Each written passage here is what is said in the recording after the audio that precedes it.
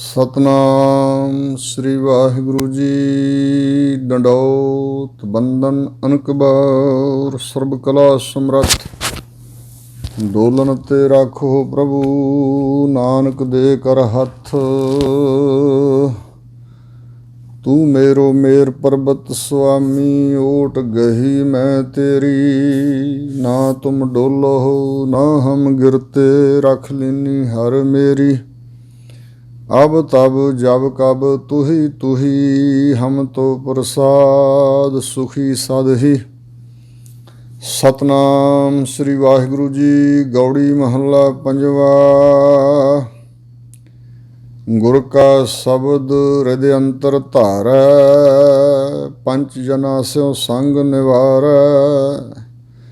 गुर का शब्द रिद अंतर धारै।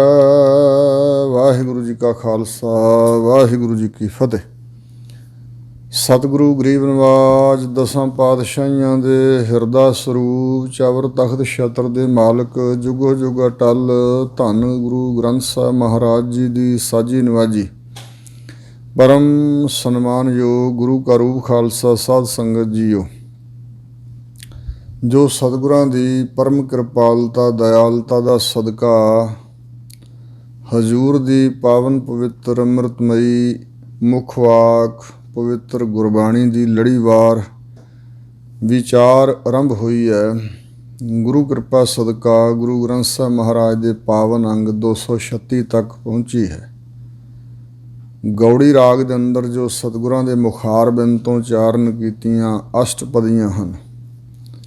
हजूर दे इन्हां बचनां दी विचार हो रही है। गुरु कृपा सदका हजूर दे मुबारक बचनां नूं विचारीए सुणीए। हुण तक श्री गुरु अर्जन देव महाराज जी दीयां उचारण कीतियां 2 अष्टपदियां दी विचार हुई है। पंचम पातशाह सतगुरु अर्जन देव महाराज अगे उपदेश सानूं दे रहे ने। गौड़ी महला पंजवां गौड़ी रागणी अंदर हजूर फरमाउंदे ने गुर का शब्द रिद अंतर धारै। भाई जिहड़ा मनुख जिहड़ा सिख सेवक भगत सतगुरां दे मुखारबिंद तो उचारण कीता होया उपदेश सतगुरां दा बख्शिया होया मंत्र वाहिगुरू जी दा नाम सतगुरां दा उचारण कीता शब्द सतगुरां दी उचारण कीती हुई बाणी नूं जिहड़ा धुर हिरदे दे अंदर धारण करदा है हिरदे विच वसा लैंदा है टिका लैंदा है। उपरों उपरों बोलना जां पढ़ के सुना देना होरनां नूं वो होर गल है। हिरदे च वसा लैना होर गल है। क्योंकि हजूर दे बहुत वचन इस संबंध विच ने। हजूर ने कहा है कि राम राम सब को कहै राम न होए। गुर प्रसादी राम मन वसै तां फल पावै कोई। मन मने मनो तनो हो के वाहिगुरू का नाम उचारण करे। हिरदै संभालै मुख हर हर बोलै सो जन ए तुत कतह न डोलै। और ये भी हजूर ने कहा भाई मुखों हर हर सब को करै विरलै हिरदै वसाया नानक जिनकै हिरदै वसया मोख मुकत तिन पाया।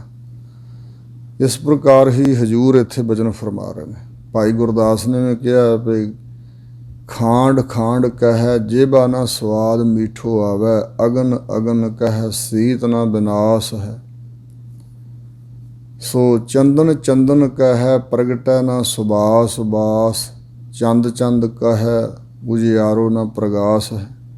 सो इस प्रकार जिमें जबान तो बोली जाइए भाई चंद्रमा दे विच बड़ा प्रकाश है तां इस तरह बाहर निकल के जो चंद्रमा का प्रकाश ना वेखीए गल नहीं बनती। जे कहिए चंदन दे विच बड़ी खुशबू है तो चंदन प्राप्त करके ही खुशबू प्राप्त होगी। सो खंड खंड कही जाइए मूँह च पाइए ना तो जबान तो स्वाद तो मिठा नहीं आ सकता। अग अग कही जाइए तो पाला दूर नहीं हुंदा अग दे नेड़े जाए गल बनती। इसे प्रकार जो अंदरों भावना सहित वाहिगुरू जी के नाम नाल जुड़दा गुरु के शब्द की कदर करदा हिरदे च सतगुरां दा शब्द वसा लैंदा है। पंच जना स्यों संग निवारै। ਫਿਰ ਉਸ ਦੇ ਉੱਪਰ ਇਹ ਬਖਸ਼ਿਸ਼ ਹੁੰਦੀ ਹੈ ਕਿ ਉਹ ਇੰਜ ਗੁਰੂ ਦੇ ਸ਼ਬਦ ਦੇ ਪ੍ਰਤਾਪ ਨਾਲ, ਜਿਹੜੇ ਪੰਜ ਜਨ ਹਨ, ਕਾਮ ਕ੍ਰੋਧ ਮੋਹ ਲੋਭ ਹੰਕਾਰ, ਅਵਰ ਪੰਚ ਹਮ ਏਕ ਜਨਾ, ਕਿਉਂ ਰਾਖਾਂ ਘਰ ਬਾਰ ਮਨਾ, ਮਾਰਹਿ ਲੂਟਹਿ ਨੀਤ ਨੀਤ, ਕਿਸ ਆਗਿਆ ਕਰੀ ਪੁਕਾਰ ਜਨਾ, ਸ੍ਰੀ ਰਾਮ ਨਾਮਾ ਉਚਰ ਮਨਾ, ਆਗਿਆ ਜਮਦਲ ਬਿਖਮ ਕਨਾ। ਇੱਥੇ ਵੀ ਬਚਨ ਕਰਦੇ ਨੇ ਪੰਜ ਜਨਾ, ਕਾਮ ਕ੍ਰੋਧ ਮੋਹ ਲੋਭ ਹੰਕਾਰ ਦੇ ਨਾਲ ਜਿਹੜਾ ਸੰਗ ਬਣਿਆ ਹੋਇਆ ਨਾ ਜੀਵ ਦਾ, ਮਨ ਦਾ, ਇਸ ਸੰਗ ਸਾਥ ਨੂੰ ਫਿਰ ਉਹ ਨਿਵਾਰ ਲੈਂਦਾ, ਯਾਨੀ ਕਿ ਇਹ ਪੰਜੇ ਵਿਕਾਰ ਉਹਦਾ ਪਿੱਛਾ ਛੱਡ ਜਾਂਦੇ ਨੇ।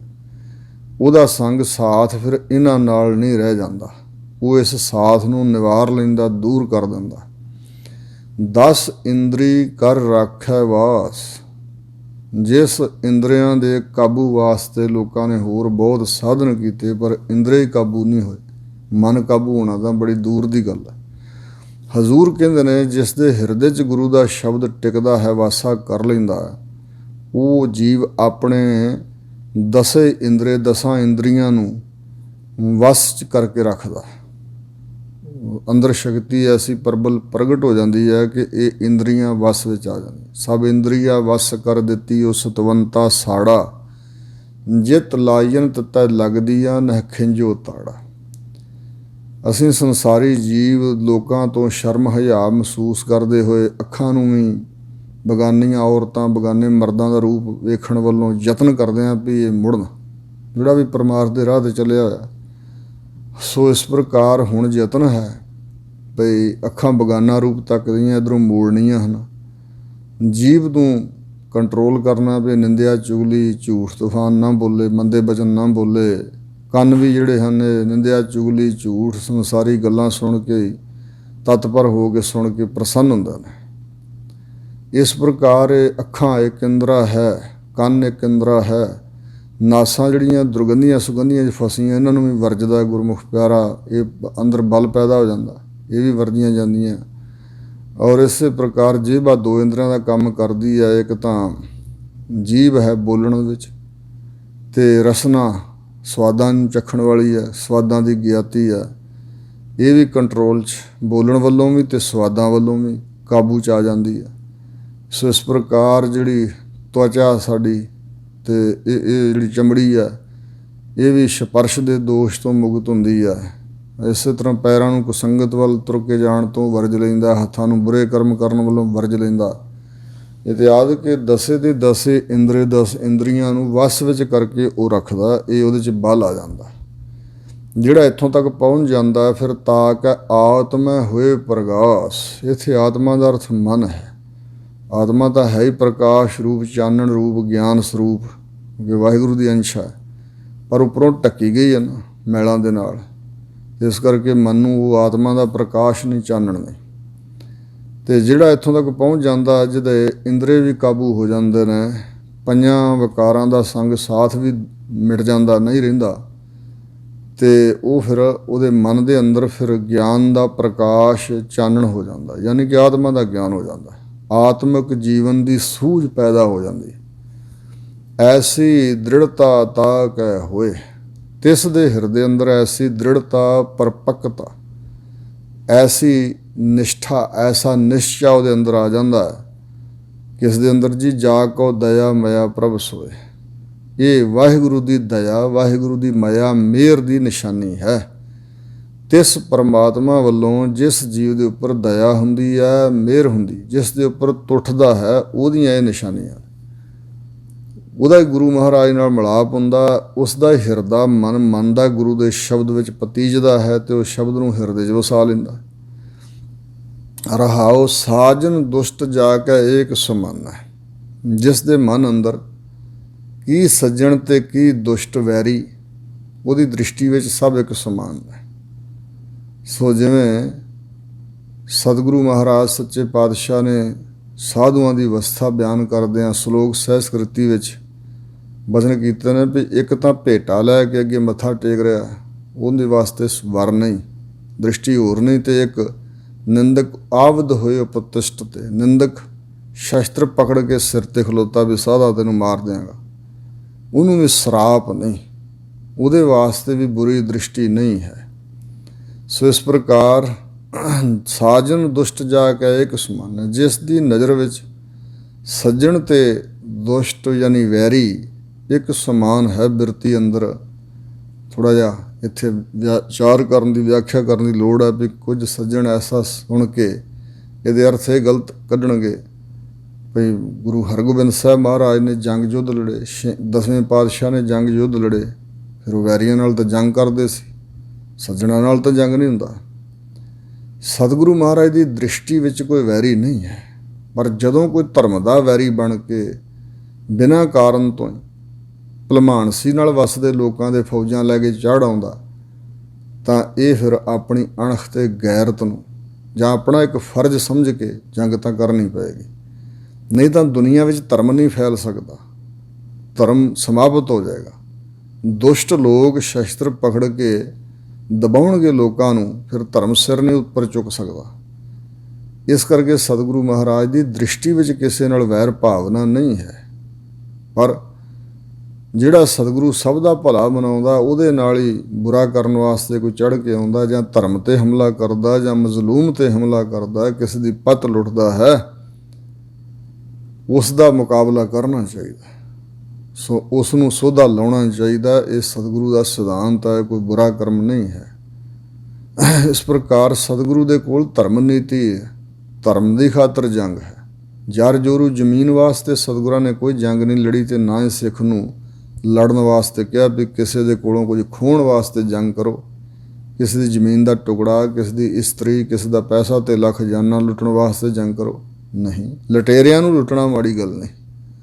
ਜਿਵੇਂ ਅਹਿਮਦ ਸ਼ਾਹ ਅਬਦਾਲੀ ਨੂੰ ਸਿੰਘ ਲੁੱਟਦੇ ਰਹੇ ਨੇ, ਕਿਉਂਕਿ ਉਹ ਕਿਸੇ ਦੇਸ਼ ਬਗਾਨੇ 'ਚ ਆ ਕੇ ਉੱਥੋਂ ਦਾ ਖਜ਼ਾਨਾ ਲੁੱਟ ਕੇ ਵਰਤਦਾ ਸੀ ਐਸ਼ੋ ਇਸ਼ਰਤ ਵਾਸਤੇ, ਇਸ ਕਰਕੇ ਉਹ ਖੋਹਦੇ ਸਨ ਸਿੰਘ ਵੀ ਤੈਨੂੰ ਲੁੱਟਦਾ ਮਾਲ ਨਹੀਂ ਲਿਜਾਣ ਦੇਣਾ ਸੀ, ਲੁੱਟ ਕੇ ਹਿੰਦੁਸਤਾਨ ਦੀ ਇੱਜ਼ਤ ਪੱਤ ਨਹੀਂ ਜਾਣ ਦੇਣੀ। ਬੀਬੀਆਂ ਵੀ ਛਡਾਉਂਦੇ ਸਨ, ਖਜ਼ਾਨਾ ਵੀ ਖੋਹਦੇ ਸਨ, ਲੁੱਟਦੇ ਸਨ।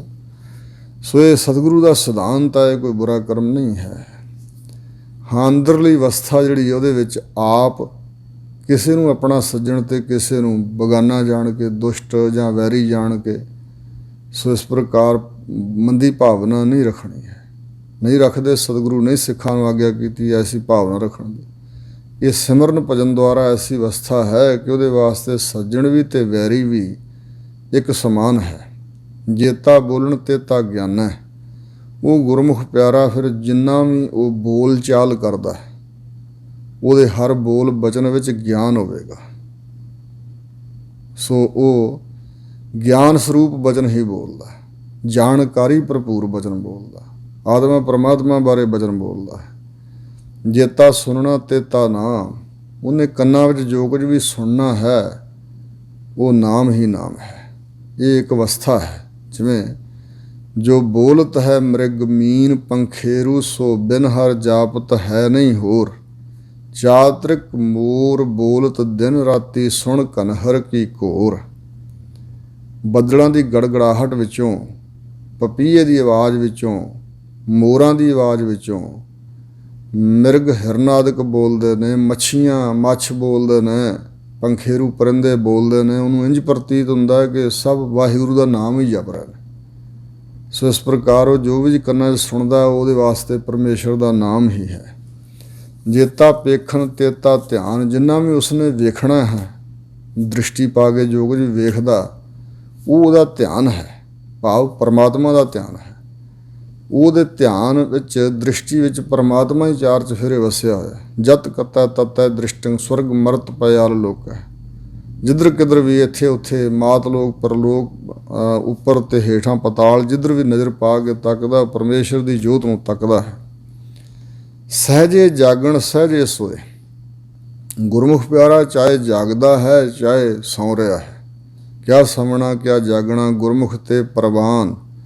ਜਿਨ੍ਹਾਂ ਸਾਸ ਗਰਾਸ ਨਾ ਵਿਸਰੈ, ਤੇ ਪੂਰੇ ਪੁਰਖ ਪ੍ਰਦਾਨ। ਉਹਦਾ ਸਹਿਜ ਅਵਸਥਾ ਵਿੱਚ ਹੀ ਜਾਗਣਾ ਹੈ, ਅਡੋਲਤਾ ਵਾਲੀ ਅਵਸਥਾ ਵਿੱਚ ਹੀ ਸੌਣਾ ਹੈ। ਸਹਿਜੇ ਹੋਤਾ ਜਾਏ ਸੋ ਹੋਏ। ਉਹ ਕਹਿੰਦਾ ਵਾਹਿਗੁਰੂ ਵੱਲੋਂ ਜੋ ਹੁੰਦਾ ਹੈ ਹੁੰਦਾ ਜਾਏ, ਜੋ ਹੋ ਰਿਹਾ ਹੈ, ਪਿੱਛੇ ਹੋਇਆ, ਹੁਣ ਹੋ ਰਿਹਾ, ਅੱਗੇ ਨੂੰ ਹੋਵੇਗਾ, ਹੋ ਜਾਵੇ। ਯਾਨੀ ਉਸ ਦੀ ਬਿਰਤੀ 'ਚ ਇਹ ਨਹੀਂ ਹੁੰਦਾ ਕਿ ਐਸਾ ਕਿਉਂ ਹੋ ਰਿਹਾ, ਮਾਨਸਿਕ ਅਡੋਲਤਾ ਵਾਲੀ ਅਵਸਥਾ 'ਚ ਹੀ ਉਹ ਰਹਿੰਦਾ। ਜੋ ਕੁਝ ਵੀ ਪ੍ਰਮਾਤਮਾ ਵੱਲੋਂ ਹੁੰਦਾ ਜਾਏ। ਸਹਿਜ ਬੈਰਾਗ ਸਹਿਜੇ ਹੀ ਹੱਸਣਾ। ਸੋ ਆਮ ਤੌਰ 'ਤੇ ਬੈਰਾਗ ਲੋਕ ਸਮਝਦੇ ਨੇ ਰੋਣਾ ਧੋਣਾ, ਇੱਥੇ ਵੀ ਉਹੀ ਅਰਥ ਹੈ। ਪਰ ਅਸਲ ਵਿੱਚ ਜਿਹੜਾ ਬੈਰਾਗ ਹੁੰਦਾ ਹੈ, ਰਾਗ ਮੋਹ ਤੋਂ ਰਹਿਤ ਅਵਸਥਾ, ਉਹਦੇ 'ਚ ਰੋਣ ਧੋਣ ਦੀ ਨਹੀਂ ਲੋੜ ਪੈਂਦੀ। ਹਾਂ, ਗੁਰਮੁਖ ਪਿਆਰੇ ਆਪ ਮੁਹਾਰਾ ਵਿਰਾਗ ਜਦੋਂ ਹੁੰਦਾ ਨੇਤਰਾਂ 'ਚ ਹੰਝੂ ਵੀ, ਜਿਵੇਂ ਸੰਤ ਅਤਰ ਸਿੰਘ ਸਾਹਿਬ ਦੁਨੀਆ ਵੱਲੋਂ ਵਿਰਾਗ ਸੀ, ਉਪਰਾਮਤਾ ਸੀ, ਤਾਂ ਗੁਰੂ ਮਹਾਰਾਜ ਦੇ ਪ੍ਰੇਮ ਵਿੱਚ ਹੰਝੂ ਵੀ ਵਗਦੇ ਸਨ। ਇੱਕ ਹੁੰਦਾ ਸਰੀਰਾਂ ਦਾ ਮੋਹ ਕਰਕੇ ਲੋਕ ਰੋਂਦੇ ਨੇ। ਸਹਿਜ ਬੈਰਾਗ, ਉਹ ਗੁਰਮੁਖ ਪਿਆਰਾ ਸਹਿਜ ਵਿੱਚ ਹੀ ਬੈਰਾਗੀ ਹੋ ਕੇ, ਸੰਸਾਰ ਦੇ ਮੋਹ ਤੋਂ ਰਹਿਤ ਹੋ ਕੇ ਪ੍ਰਮਾਤਮਾ ਦੇ ਪ੍ਰੇਮ ਵਿੱਚ ਹੰਝੂ ਵੀ ਵਹਾਉਂਦਾ। ਅਤੇ ਸਹਿਜੇ ਹੀ ਹੱਸਣਾ, ਅਤੇ ਸਹਿਜੇ ਗਿਆਨ ਅਵਸਥਾ ਵਿੱਚ ਹੀ ਉਹਦਾ ਹੱਸਣਾ ਹੈ। ਹਰ ਜਨ ਗੁਣ ਗਾਵਤ ਹੱਸਿਆ, ਕਦੇ ਹੱਸ ਵੀ ਪੈਂਦਾ ਗੁਰਮੁਖ ਪਿਆਰਾ। ਸਹਿਜੇ ਚੂਪ ਸਹਿਜੇ ਹੀ ਜਪਣਾ, ਸਹਿਜ ਵਿੱਚ ਮਾਨਸਿਕ ਅਡੋਲਤਾ ਵਿੱਚ ਕਦੇ ਗੁਰਮੁਖ ਪਿਆਰਾ ਚੁੱਪ ਵੀ ਕੀਤਾ ਹੁੰਦਾ, ਅਤੇ ਕਦੇ ਸਹਿਜ ਵਿੱਚ ਹੀ ਉਹਦੀ ਜ਼ਬਾਨ ਤੋਂ ਜਪਣਾ ਵੀ ਸ਼ੁਰੂ ਹੋ ਜਾਂਦਾ ਪਰਮਾਤਮਾ ਦਾ ਨਾਮ। ਸਹਿਜੇ ਭੋਜਨ ਸਹਿਜੇ ਭਾਉ, ਸਹਿਜ ਅਵਸਥਾ ਵਿੱਚ ਹੀ ਉਹਦਾ ਖਾਣ ਪੀਣ ਦਾ ਵਿਹਾਰ ਚੱਲਦਾ। ਸੁਤੇ ਸਿੱਧੀ, ਜਿਵੇਂ ਇੱਕ ਵਿਦੇ ਮੁਕਤ ਮਹਾਂਪੁਰਸ਼ ਹੋਏ ਨੇ ਸਾਡੇ ਪੰਥ 'ਚ, ਬਾਬਾ ਬੁੱਢਾ ਜੀ ਦੀ ਬੰਸ ਵਿੱਚੋਂ ਭਾਈ ਰਾਮ ਕੋਇਰ ਜੀ। ਫਿਰ ਅੰਮ੍ਰਿਤ ਵੀ ਛਕਿਆ ਉਹਨਾਂ, ਫਿਰ ਗੁਰਬਖਸ਼ ਸਿੰਘ ਨਾਮ ਰੱਖਿਆ ਕਲਗੀਧਰ ਪਾਤਸ਼ਾਹ ਨੇ। ਉਹ ਗੁਰਮੁਖ ਪਿਆਰਿਆਂ ਦੀ ਅਵਸਥਾ ਇਹ ਸੀ ਕਿ ਸੇਵਾਦਾਰ ਰੱਸੀ ਨਾਲ ਉਹਨਾਂ ਦਾ ਪੇਟ ਮਿਣ ਕੇ ਦੱਸਦਾ ਸੀ, ਬੇਨਤੀ ਕਰਦਾ ਸੀ, ਮਹਾਂਪੁਰਸ਼ੋ ਬ੍ਰਹਮ ਗਿਆਨੀਓ ਬੁੱਢੇ ਕਿਉ ਤੁਹਾਨੂੰ ਭੁੱਖ ਲੱਗੀ ਹੈ, ਕੋਈ ਛਕ ਲਓ। ਅੱਛਾ, ਲਿਆ ਫਿਰ ਛਕਾ। ਹੱਥ ਧੋ ਕੇ ਅਤੇ ਉਹ ਛਕਣ ਲੱਗ ਜਾਂਦੇ ਸੀ। ਫਿਰ ਸੇਵਾਦਾਰ ਹੀ ਪੇਟ ਮਿਣ ਕੇ ਕਹਿੰਦਾ ਸੀ ਵੀ ਬੁੱਢੇ ਕਿਉਂ ਹੁਣ ਤੁਸੀਂ ਰੱਜ ਗਏ ਹੋ, ਹੁਣ ਤੁਸੀਂ ਭੋਜਨ ਤਿਆਗ ਦਿਓ, ਬਸ ਕਰੋ। ਤਾਂ ਉੱਥੇ ਹੀ ਫਿਰ ਉਹਨਾਂ ਹੱਥ ਧੋ ਲੈਣੇ, ਅਰਦਾਸਾਂ ਕਰ ਦੇਣਾ। ਸੋ ਇਸ ਪ੍ਰਕਾਰ ਦੀ ਅਵਸਥਾ ਸੀ। ਸੋ ਸਹਿਜੇ ਭੋਜਨ ਸਹਿਜੇ ਭਾਵ, ਸਹਿਜ ਵਿੱਚ ਹੀ ਉਹਨਾਂ ਦਾ ਪਰਮੇਸ਼ਰ ਨਾਲ ਪ੍ਰੇਮ ਹੈ, ਅਤੇ ਸਹਿਜ ਵਿੱਚ ਹੀ ਸਾਰੀ ਕੁਦਰਤ ਵਿੱਚ ਹੀ ਸਾਰੇ ਜੀਆਂ 'ਚ ਪ੍ਰਮਾਤਮਾ ਦੀ ਜੋਤ ਨੂੰ ਜਾਣ ਕੇ ਪ੍ਰੇਮ ਕਰਦੇ। ਕਠੋਰ ਚਿੱਤ ਨਹੀਂ ਹੁੰਦੇ, ਅਤੇ ਆਤਮਿਕ ਮਾਨਸਿਕ ਅਡੋਲਤਾ ਵਿੱਚ ਹੀ ਉਹਨਾਂ ਦਾ ਭਾਉ ਨਾਮ ਪ੍ਰਕਾਸ਼ ਦਾ ਵੀ ਹੈ, ਭਾਉ ਨਾਮ ਸ਼ਾਂਦਾ ਵਰਤਾਰਾ ਵੀ ਹਿੱਸਾ ਵੀ ਹੈ। ਸੋ ਇਸ ਪ੍ਰਕਾਰ ਸਹਿਜੇ ਮਿਟਿਓ ਸਗਲ ਦੁਰਾਓ, ਸਹਿਜ ਵਿੱਚ ਵਸਦਿਆਂ ਹੋਇਆਂ ਹੀ ਜਿਹੜਾ ਸਾਰਾ ਦੁਰਾਓ ਛਪਾਓ ਹੈ ਨਾ, ਉਹ ਲੁਕਿਆ ਹੋਇਆ ਜਿਹੜਾ ਸੀ ਸਾਰਾ ਕੁਛ, ਉਹ ਮਿਟ ਗਿਆ।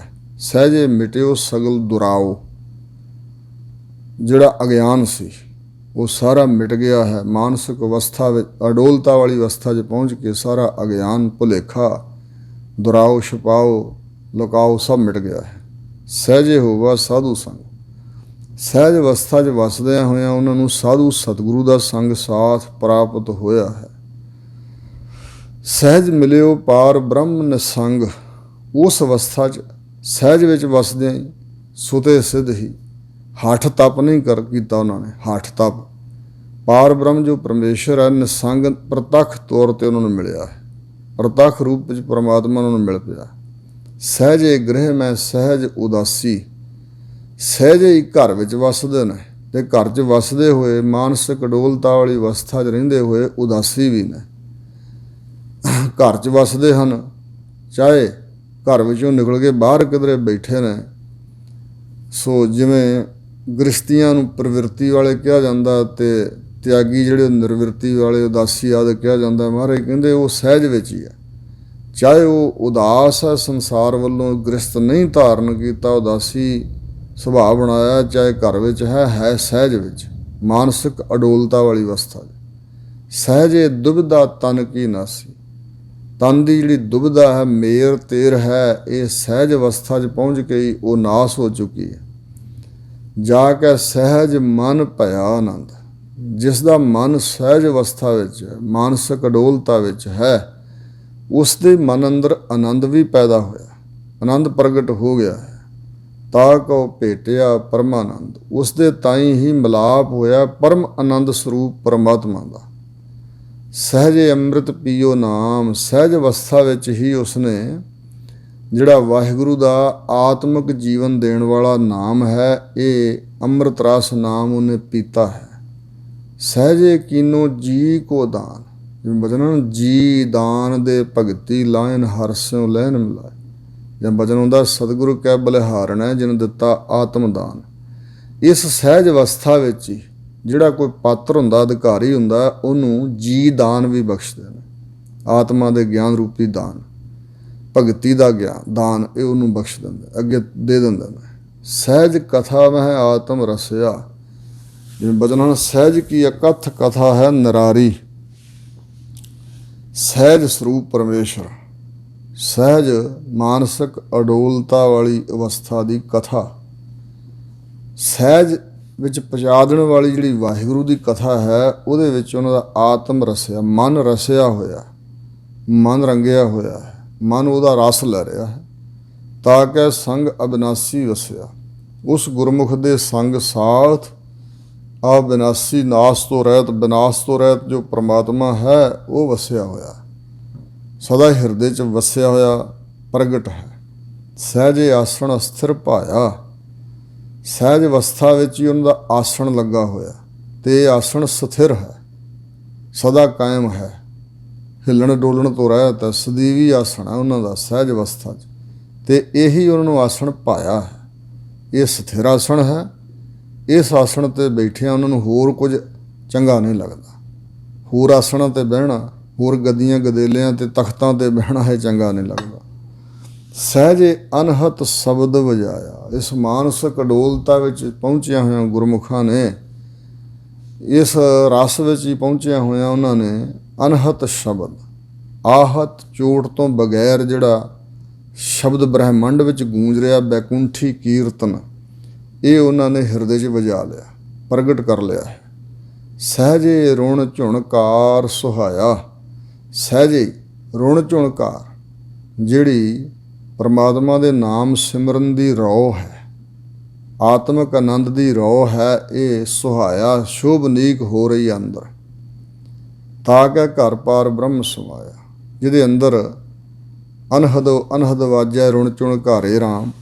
ਸੋ ਇਸ ਪ੍ਰਕਾਰ ਅਨਹਦ ਨਾਦ ਵੱਜਿਆ ਹੈ, ਰੁਣ ਝੁਣਕਾਰ, ਇੱਕ ਰਸ ਟੁਣਕਾਰ ਹੈ ਜਿਹੜੀ ਵਾਹਿਗੁਰੂ ਦੇ ਸਿਮਰਨ ਦੀ। ਆਤਮ ਆਨੰਦ ਦੀ ਰੌ ਉਹਨਾਂ ਦੇ ਅੰਦਰ ਸ਼ੋਭਨੀਕ ਬਣ ਰਹੀ ਹੈ, ਤੇ ਉਸ ਦੇ ਘਰ ਹਿਰਦੇ ਅੰਦਰ ਹੀ ਪਾਰ ਬ੍ਰਹਮ ਪਰਮਾਤਮਾ ਜੋ ਸ਼ੁੱਧ ਸਰੂਪ ਹੈ, ਪਾਪਾਂ ਪੁੰਨਾਂ ਤੋਂ ਮਾਇਆ ਤੋਂ ਪਰੇ, ਉਹ ਸਮਾਇਆ ਹੋਇਆ ਹੈ। ਸਹਿਜੇ ਜਾ ਕਉ ਪਰਿਓ ਕਰਮਾ, ਸਹਿਜ ਅਵਸਥਾ ਵਿੱਚ ਹੀ ਜਿਸ ਦੇ ਤਾਈਂ ਪਿਆ ਹੈ ਪਰਮਾਤਮਾ ਦੀ ਬਖਸ਼ਿਸ਼ ਦਾ ਲੇਖ, ਕਰਮ ਵਾਹਿਗੁਰੂ ਦੀ ਬਖਸ਼ਿਸ਼। ਸਹਿਜੇ ਜਾ ਕਉ ਪਰਿਓ ਕਰਮਾ, ਮਾਨਸਿਕ ਅਡੋਲਤਾ ਵਾਲੀ ਅਵਸਥਾ ਵਿੱਚ ਸਿਮਰਨ ਕਰਨ ਦਾ ਕਰਮ ਜਿਹਦੇ ਭਾਗਾਂ 'ਚ ਪਿਆ, ਜਿਹਨੂੰ ਪ੍ਰਾਪਤ ਹੋਇਆ, ਜਿਹਦੇ ਹਿਰਦੇ 'ਚ ਆ ਟਿਕਿਆ। ਸਹਿਜੇ ਗੁਰ ਭੇਟਿਓ ਸੱਚ ਧਰਮਾ, ਸਹਿਜ ਅਵਸਥਾ ਵਿੱਚ ਹੀ ਉਹਨਾਂ ਨੇ ਸਤਿਗੁਰੂ ਦਾ ਮਿਲਾਪ ਹਾਸਲ ਕੀਤਾ, ਤੇ ਇਹੀ ਸੱਚ ਨਾਲ ਜੁੜਨਾ ਹੀ ਧਰਮ ਪ੍ਰਾਪਤ ਹੋਇਆ। ਇਹੋ ਹੀ ਸੱਚਾ ਧਰਮ ਹੈ ਜੋ ਸਤਿਗੁਰੂ ਨਾਲ ਮਿਲ ਕੇ ਵਾਹਿਗੁਰੂ ਦਾ ਸਿਮਰਨ ਕਰਨਾ। ਜਾ ਕੇ ਸਹਿਜ ਭਇਆ ਸੋ ਜਾਣਾ, ਜਿਸ ਦੇ ਹਿਰਦੇ 'ਚ ਸਹਿਜ ਹੋਇਆ ਪ੍ਰਾਪਤ, ਪ੍ਰਗਟ ਹੋਇਆ, ਇਸ ਦੇ ਰਸ ਨੂੰ ਸੋ ਕਹਿਬੇ ਕੋ ਸੋਭਾ ਨਹੀਂ ਦੇਖਾ ਹੀ ਪ੍ਰਵਾਨ, ਜਿਵੇਂ ਕਿਹਾ ਕਬੀਰ ਜੀ ਨੇ। ਜਿਸ ਦੇ ਹਿਰਦੇ 'ਚ ਸਹਿਜ ਮਾਨਸਿਕ ਅਡੋਲਤਾ ਪ੍ਰਾਪਤ ਹੋਈ ਹੈ, ਪ੍ਰਗਟ ਹੋਈ, ਉਹੀ ਇਸ ਦੇ ਆਨੰਦ ਨੂੰ, ਰਸ ਨੂੰ ਜਾਣਦਾ ਹੈ। ਨਾਨਕ ਦਾਸ ਤਾ ਕੈ ਕੁਰਬਾਨ ਹੈ। ਸਤਿਗੁਰੂ ਅਰਜਨ ਦੇਵ ਮਹਾਰਾਜ ਕਹਿੰਦੇ ਨੇ, ਅਸੀਂ ਦਾਸ ਬਣ ਕੇ ਉਸ ਤੋਂ ਕੁਰਬਾਨ ਬਲਿਹਾਰ ਸਦਕੇ ਜਾਂਦੇ ਹਾਂ। ਗੌੜੀ ਮਹੱਲਾ ਪੰਜਵਾ। ਗੌੜੀ ਰਾਗਣੀ ਅੰਦਰ ਗੁਰਦੇਵ ਪੰਚਮ ਪਾਤਸ਼ਾਹ ਸ਼ਹੀਦਾਂ ਦੇ ਸਿਰਤਾਜ ਸਤਿਗੁਰੂ ਅਰਜਨ ਦੇਵ ਮਹਾਰਾਜ ਬਚਨ ਫਰਮਾ ਰਹੇ। ਪ੍ਰਥਮੇ ਗਰਭਵਾਸ ਤੇ ਟਰਿਆ, ਇਹ ਜੀਵ, ਇਹ ਮਨੁੱਖ ਪਹਿਲਾਂ ਮਾਤਾ ਦੇ ਗਰਭ ਦਾ ਵਾਸਾ ਸੀ ਜਿਹੜਾ, ਉੱਥੋਂ ਇਹ ਟਰਿਆ ਤੋਂ ਮੈਂ ਟਲਿਆ, ਮਤਲਬ ਉੱਥੋਂ ਇਹਦੀ ਖਲਾਸੀ ਹੋਈ। ਪਹਿਲਾਂ ਤਾਂ 9-10 ਮਹੀਨੇ ਮਾਤਾ ਦੇ ਗਰਭ ਵਿੱਚ ਪ੍ਰਵੇਸ਼ ਕਰਕੇ ਪੁੱਠਾ ਲਟਕਦਾ ਰਿਹਾ, ਤੰਗੀ ਤਕਲੀਫ ਭੋਗਦਾ ਰਿਹਾ, ਅੰਧ ਗੁਬਾਰ ਸੀ। ਤਾਂ ਉੱਥੋਂ ਇਹ ਟਲਿਆ ਤੋਂ ਮਤਲਬ ਇਹਦੀ ਖਲਾਸੀ ਹੋਈ, ਬਾਹਰ ਨਿਕਲ ਆਇਆ। ਫਿਰ ਕੀ ਹੋਇਆ? ਪੁੱਤਰ ਕਲੱਤਰ ਕੁਟੰਬ ਸੰਗ ਜੁਰਿਆ। ਜਦੋਂ ਸਰੀਰ ਵਧਿਆ, ਜਵਾਨ ਹੋਇਆ, ਤੇ ਵਿਆਹ ਹੋ ਗਿਆ, ਇਸਤਰੀ ਹੋਈ, ਪੁੱਤਰ ਹੋਇਆ। ਇਉਂ ਪੁੱਤਰ, ਇਸਤਰੀ ਆਦਿਕ ਜਿਹੜਾ ਕੁਟੰਬ ਪਰਿਵਾਰ ਸੀ, ਉਹਦੇ ਸੰਗ ਸਾਥ ਮਨ ਕਰਕੇ ਜੁੜ ਗਿਆ। ਰੁੱਝ ਗਿਆ। ਔਰ ਭੋਜਨ ਅਨੇਕ ਪ੍ਰਕਾਰ ਬਹੁ ਕਪਰੇ, ਅਨੇਕਾਂ ਤਰ੍ਹਾਂ ਦੇ ਵੰਨ ਸਵੰਨੇ ਸਵਾਦ, ਇੱਕ ਵੱਖਰੇ ਵੱਖਰੇ ਸਵਾਦਾਂ ਵਾਲੇ ਰਸਾਂ ਵਾਲੇ ਭੋਜਨ ਖਾਣ 'ਚ ਰੁਚੀ ਬਣ ਗਈ। ਅਤੇ ਅਨੇਕਾਂ ਪ੍ਰਕਾਰ ਦੇ ਵੰਨ ਸਵੰਨੇ ਰੰਗ ਬਰੰਗੇ ਮਹਿੰਗੇ ਮਹਿੰਗੇ ਕੱਪੜੇ ਪਾਉਣ ਦੀ ਰੁਚੀ ਬਣ ਗਈ। ਤਾਂ ਹਜ਼ੂਰ ਕਹਿੰਦੇ ਨੇ ਇਹ ਸਾਰਾ ਕੁਝ ਹੀ ਛੱਡ ਕੇ ਸਰਪਰ ਗਵਨ ਕਰ ਹੈਗੇ ਬਪੁਰੇ। ਜਿਹੜੇ ਲੋਕ ਇਹਨਾਂ ਚੀਜ਼ਾਂ 'ਚ ਫਸੇ ਹੋਏ ਨੇ, ਸਰਪਰ ਜ਼ਰੂਰ ਬਰ ਜ਼ਰੂਰ ਇਸ ਸੰਸਾਰ ਤੋਂ ਗਵਨ ਕਰਨਗੇ। ਗਮਨ ਦਾ ਗਮਨ ਜਾਣਾ। ਬਪਰੇ ਤੁਛ ਵਿਚਾਰੇ ਜੀਵ, ਵਿਚਾਰੇ ਬਣ ਕੇ, ਜਿਵੇਂ ਇੱਕ ਆਮ ਗਰੀਬ ਜਿਹਾ ਹੁੰਦਾ ਨੰਗਾ ਭੁੱਖਾ, ਉਹਦੇ ਵਾਂਗ ਇਹ ਵੀ ਸਾਰਾ ਕੁਝ ਇਹਨਾਂ ਨੂੰ ਪ੍ਰਾਪਤ ਹੈ। ਇਹ ਸਾਰੀਆਂ ਦਾਤਾਂ ਦੀ ਪ੍ਰਾਪਤੀ ਵਾਲੇ ਵੀ ਇੰਝ ਹੀ ਜਾਣਗੇ।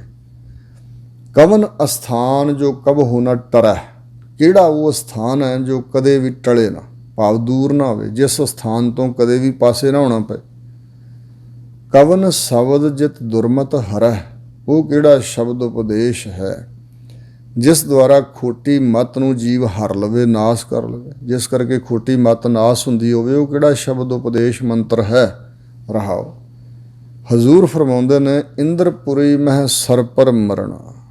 ਜਿਹੜੀ ਇੰਦਰ ਦੀ ਪੁਰੀ ਹੈ ਨਾ, ਸੁਰਗ ਦਾ ਰਾਜਾ ਇੰਦਰ, ਉਹਦੇ ਵਿੱਚ ਵੀ ਵਸਣ ਵਾਲਿਆਂ ਨੇ ਸਰਪਰ ਜ਼ਰੂਰ ਬਰ ਜ਼ਰੂਰ ਜਦੋਂ ਕਦੋਂ ਸਮਾਂ ਆਉਣਾ ਉਦੋਂ ਮਰਨਾ ਹੋਵੇਗਾ।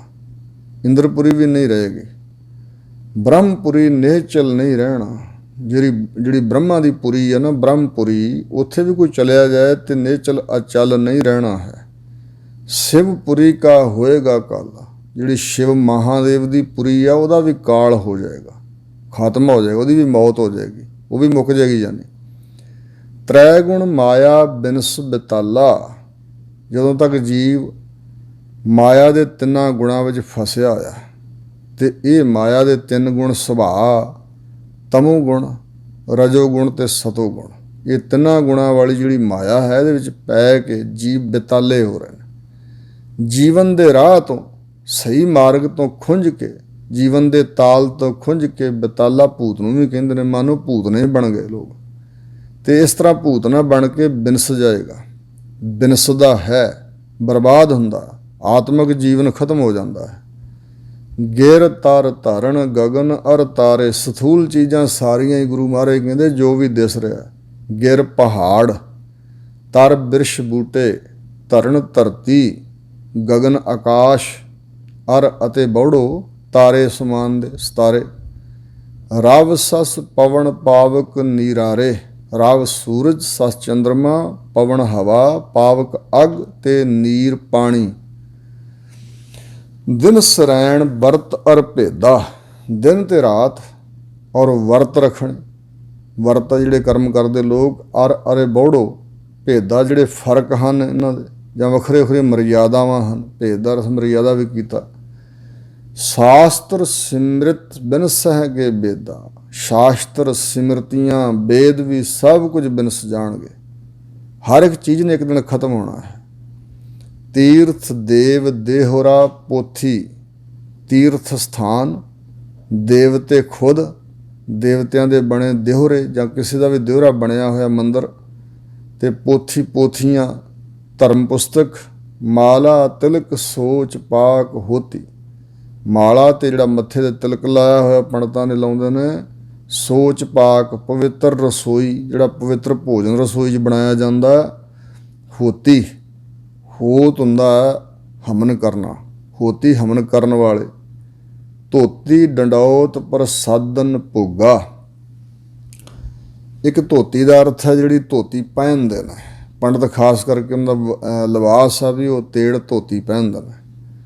ਦੂਸਰਾ ਅਰਥ ਹੈ ਧੋਤੀ ਦਾ ਨੇਤੀ, ਧੋਤੀ ਕਰਮ ਜਿਹੜੇ ਕਰਦੇ ਨੇ, ਲੀਰਾਂ ਖਾਈ ਜਾਣੀਆਂ ਅਤੇ ਨਾੜਾਂ ਵਿੱਚ ਦੀ ਲੰਘਾ ਕੇ ਸਾਰੀ ਲੀਰ ਨੂੰ ਮੁੜ ਕੇ ਨੱਕ ਵਿੱਚ ਦੀ ਬਾਹਰ ਕੱਢਣਾ, ਅਤੇ ਜੇ ਨਾੜਾਂ ਅੰਦਰਾਂ ਸਾਫ਼ ਕਰਨੀਆਂ, ਅੰਤੜੀਆਂ ਸਾਫ਼ ਕਰਨੀਆਂ, ਇਹ। ਅਤੇ ਡੰਡੌਤ, ਡੰਡੇ ਵੱਤ ਲੰਮੇ ਪੈ ਪੈ ਕੇ ਆਪਣੇ ਇਸ਼ਟ ਦੇਵ ਨੂੰ, ਉਹਦੀ ਮੂਰਤੀ ਨੂੰ ਨਮਸਕਾਰ ਕਰਨੀ। ਪ੍ਰਸਾਦਨ ਭੋਗਾ, ਪਰ ਵਿਸ਼ੇਸ਼ ਕਰਕੇ ਸਾਧਨ ਸਵਾਦਾਂ ਵਾਲੇ ਜਿਹੜੇ ਭੋਗ ਪਦਾਰਥ ਨੇ ਉਹ ਮੰਨਣੇ, ਅੰਨ ਭੋਜਨ। ਸੋ ਇਸ ਪ੍ਰਕਾਰ ਉਹ ਭੋਗਾਂ ਨੂੰ ਭੋਗਣਾ, ਭੋਗਾ ਪਦਾਰਥ ਅਤੇ ਉਹਨਾਂ ਦੇ ਭੋਜਨਾਂ ਦੇ ਜਿਹੜੇ ਵੱਖਰੇ ਸਵਾਦ ਨੇ। ਤੇ ਇੰਝ ਕਰਨਾ ਪ੍ਰਸਾਦਨ ਦਾ ਅਰਥ ਵੀ ਕੀਤਾ ਭਈ ਪ੍ਰਸੰਨ ਹੋ ਕਰਨ ਵਾਲੇ ਜਿਹੜੇ ਭੋਗ ਪਦਾਰਥ ਨੇ, ਮਨ ਨੂੰ ਭੋਗ ਪਦਾਰਥ ਖਾ ਕੇ ਜਿਹੜੀ ਪ੍ਰਸੰਨਤਾ ਮਿਲੇ ਉਹ ਭੋਜਨ। ਗਮਨ ਕਰੈ ਗੋ ਸਗਲੋ ਲੇਗਾ, ਇਹ ਸਾਰਾ ਕੁਝ ਕਰਨ ਵਾਲੇ, ਸਾਰੀਆਂ ਵਸਤੂਆਂ, ਇਹਨਾਂ ਨੂੰ ਮੰਨਣ ਵਾਲੇ ਸਾਰੇ ਲੋਕ, ਸਾਰੀ ਸ੍ਰਿਸ਼ਟੀ ਸਾਰੀ ਗਮਨ ਕਰ ਜਾਏਗੀ, ਇੱਥੋਂ ਚਲੀ ਜਾਏਗੀ, ਮਤਲਬ ਸਮਾਪਤ ਹੋ ਜਾਏਗੀ, ਬਿਨਸ ਜਾਏਗੀ, ਖਤਮ ਹੋਵੇਗੀ। ਜਾਤ ਵਰਨ ਤੁਰਕ ਅਰ ਹਿੰਦੂ, ਜਿਹੜੇ ਜਾਤੀ ਵੱਡੀ ਦਾ ਮਾਣ ਕਰਦੇ ਨੇ ਵੀ ਸਾਡੀ ਜਾਤ ਬੜੀ ਉੱਚੀ, ਅਸੀਂ ਬ੍ਰਾਹਮਣ ਸਾਹਿਬ ਹਾਂ, ਅਸੀਂ ਗੌੜ ਬ੍ਰਾਹਮਣ, ਅਸੀਂ ਫਲਾਣੇ ਹਾਂ, ਅਸੀਂ ਫਲਾਣੇ ਹਾਂ, ਸਾਰ ਸੂਤ ਹਾਂ, ਅਸੀਂ ਦੱਤ ਬ੍ਰਾਹਮਣ ਹਾਂ, ਬੇਦੀ ਹਾਂ, ਤ੍ਰਿਵੇਦੀ ਹਾਂ, ਚਤੁਰਵੇਦੀ ਹਾਂ।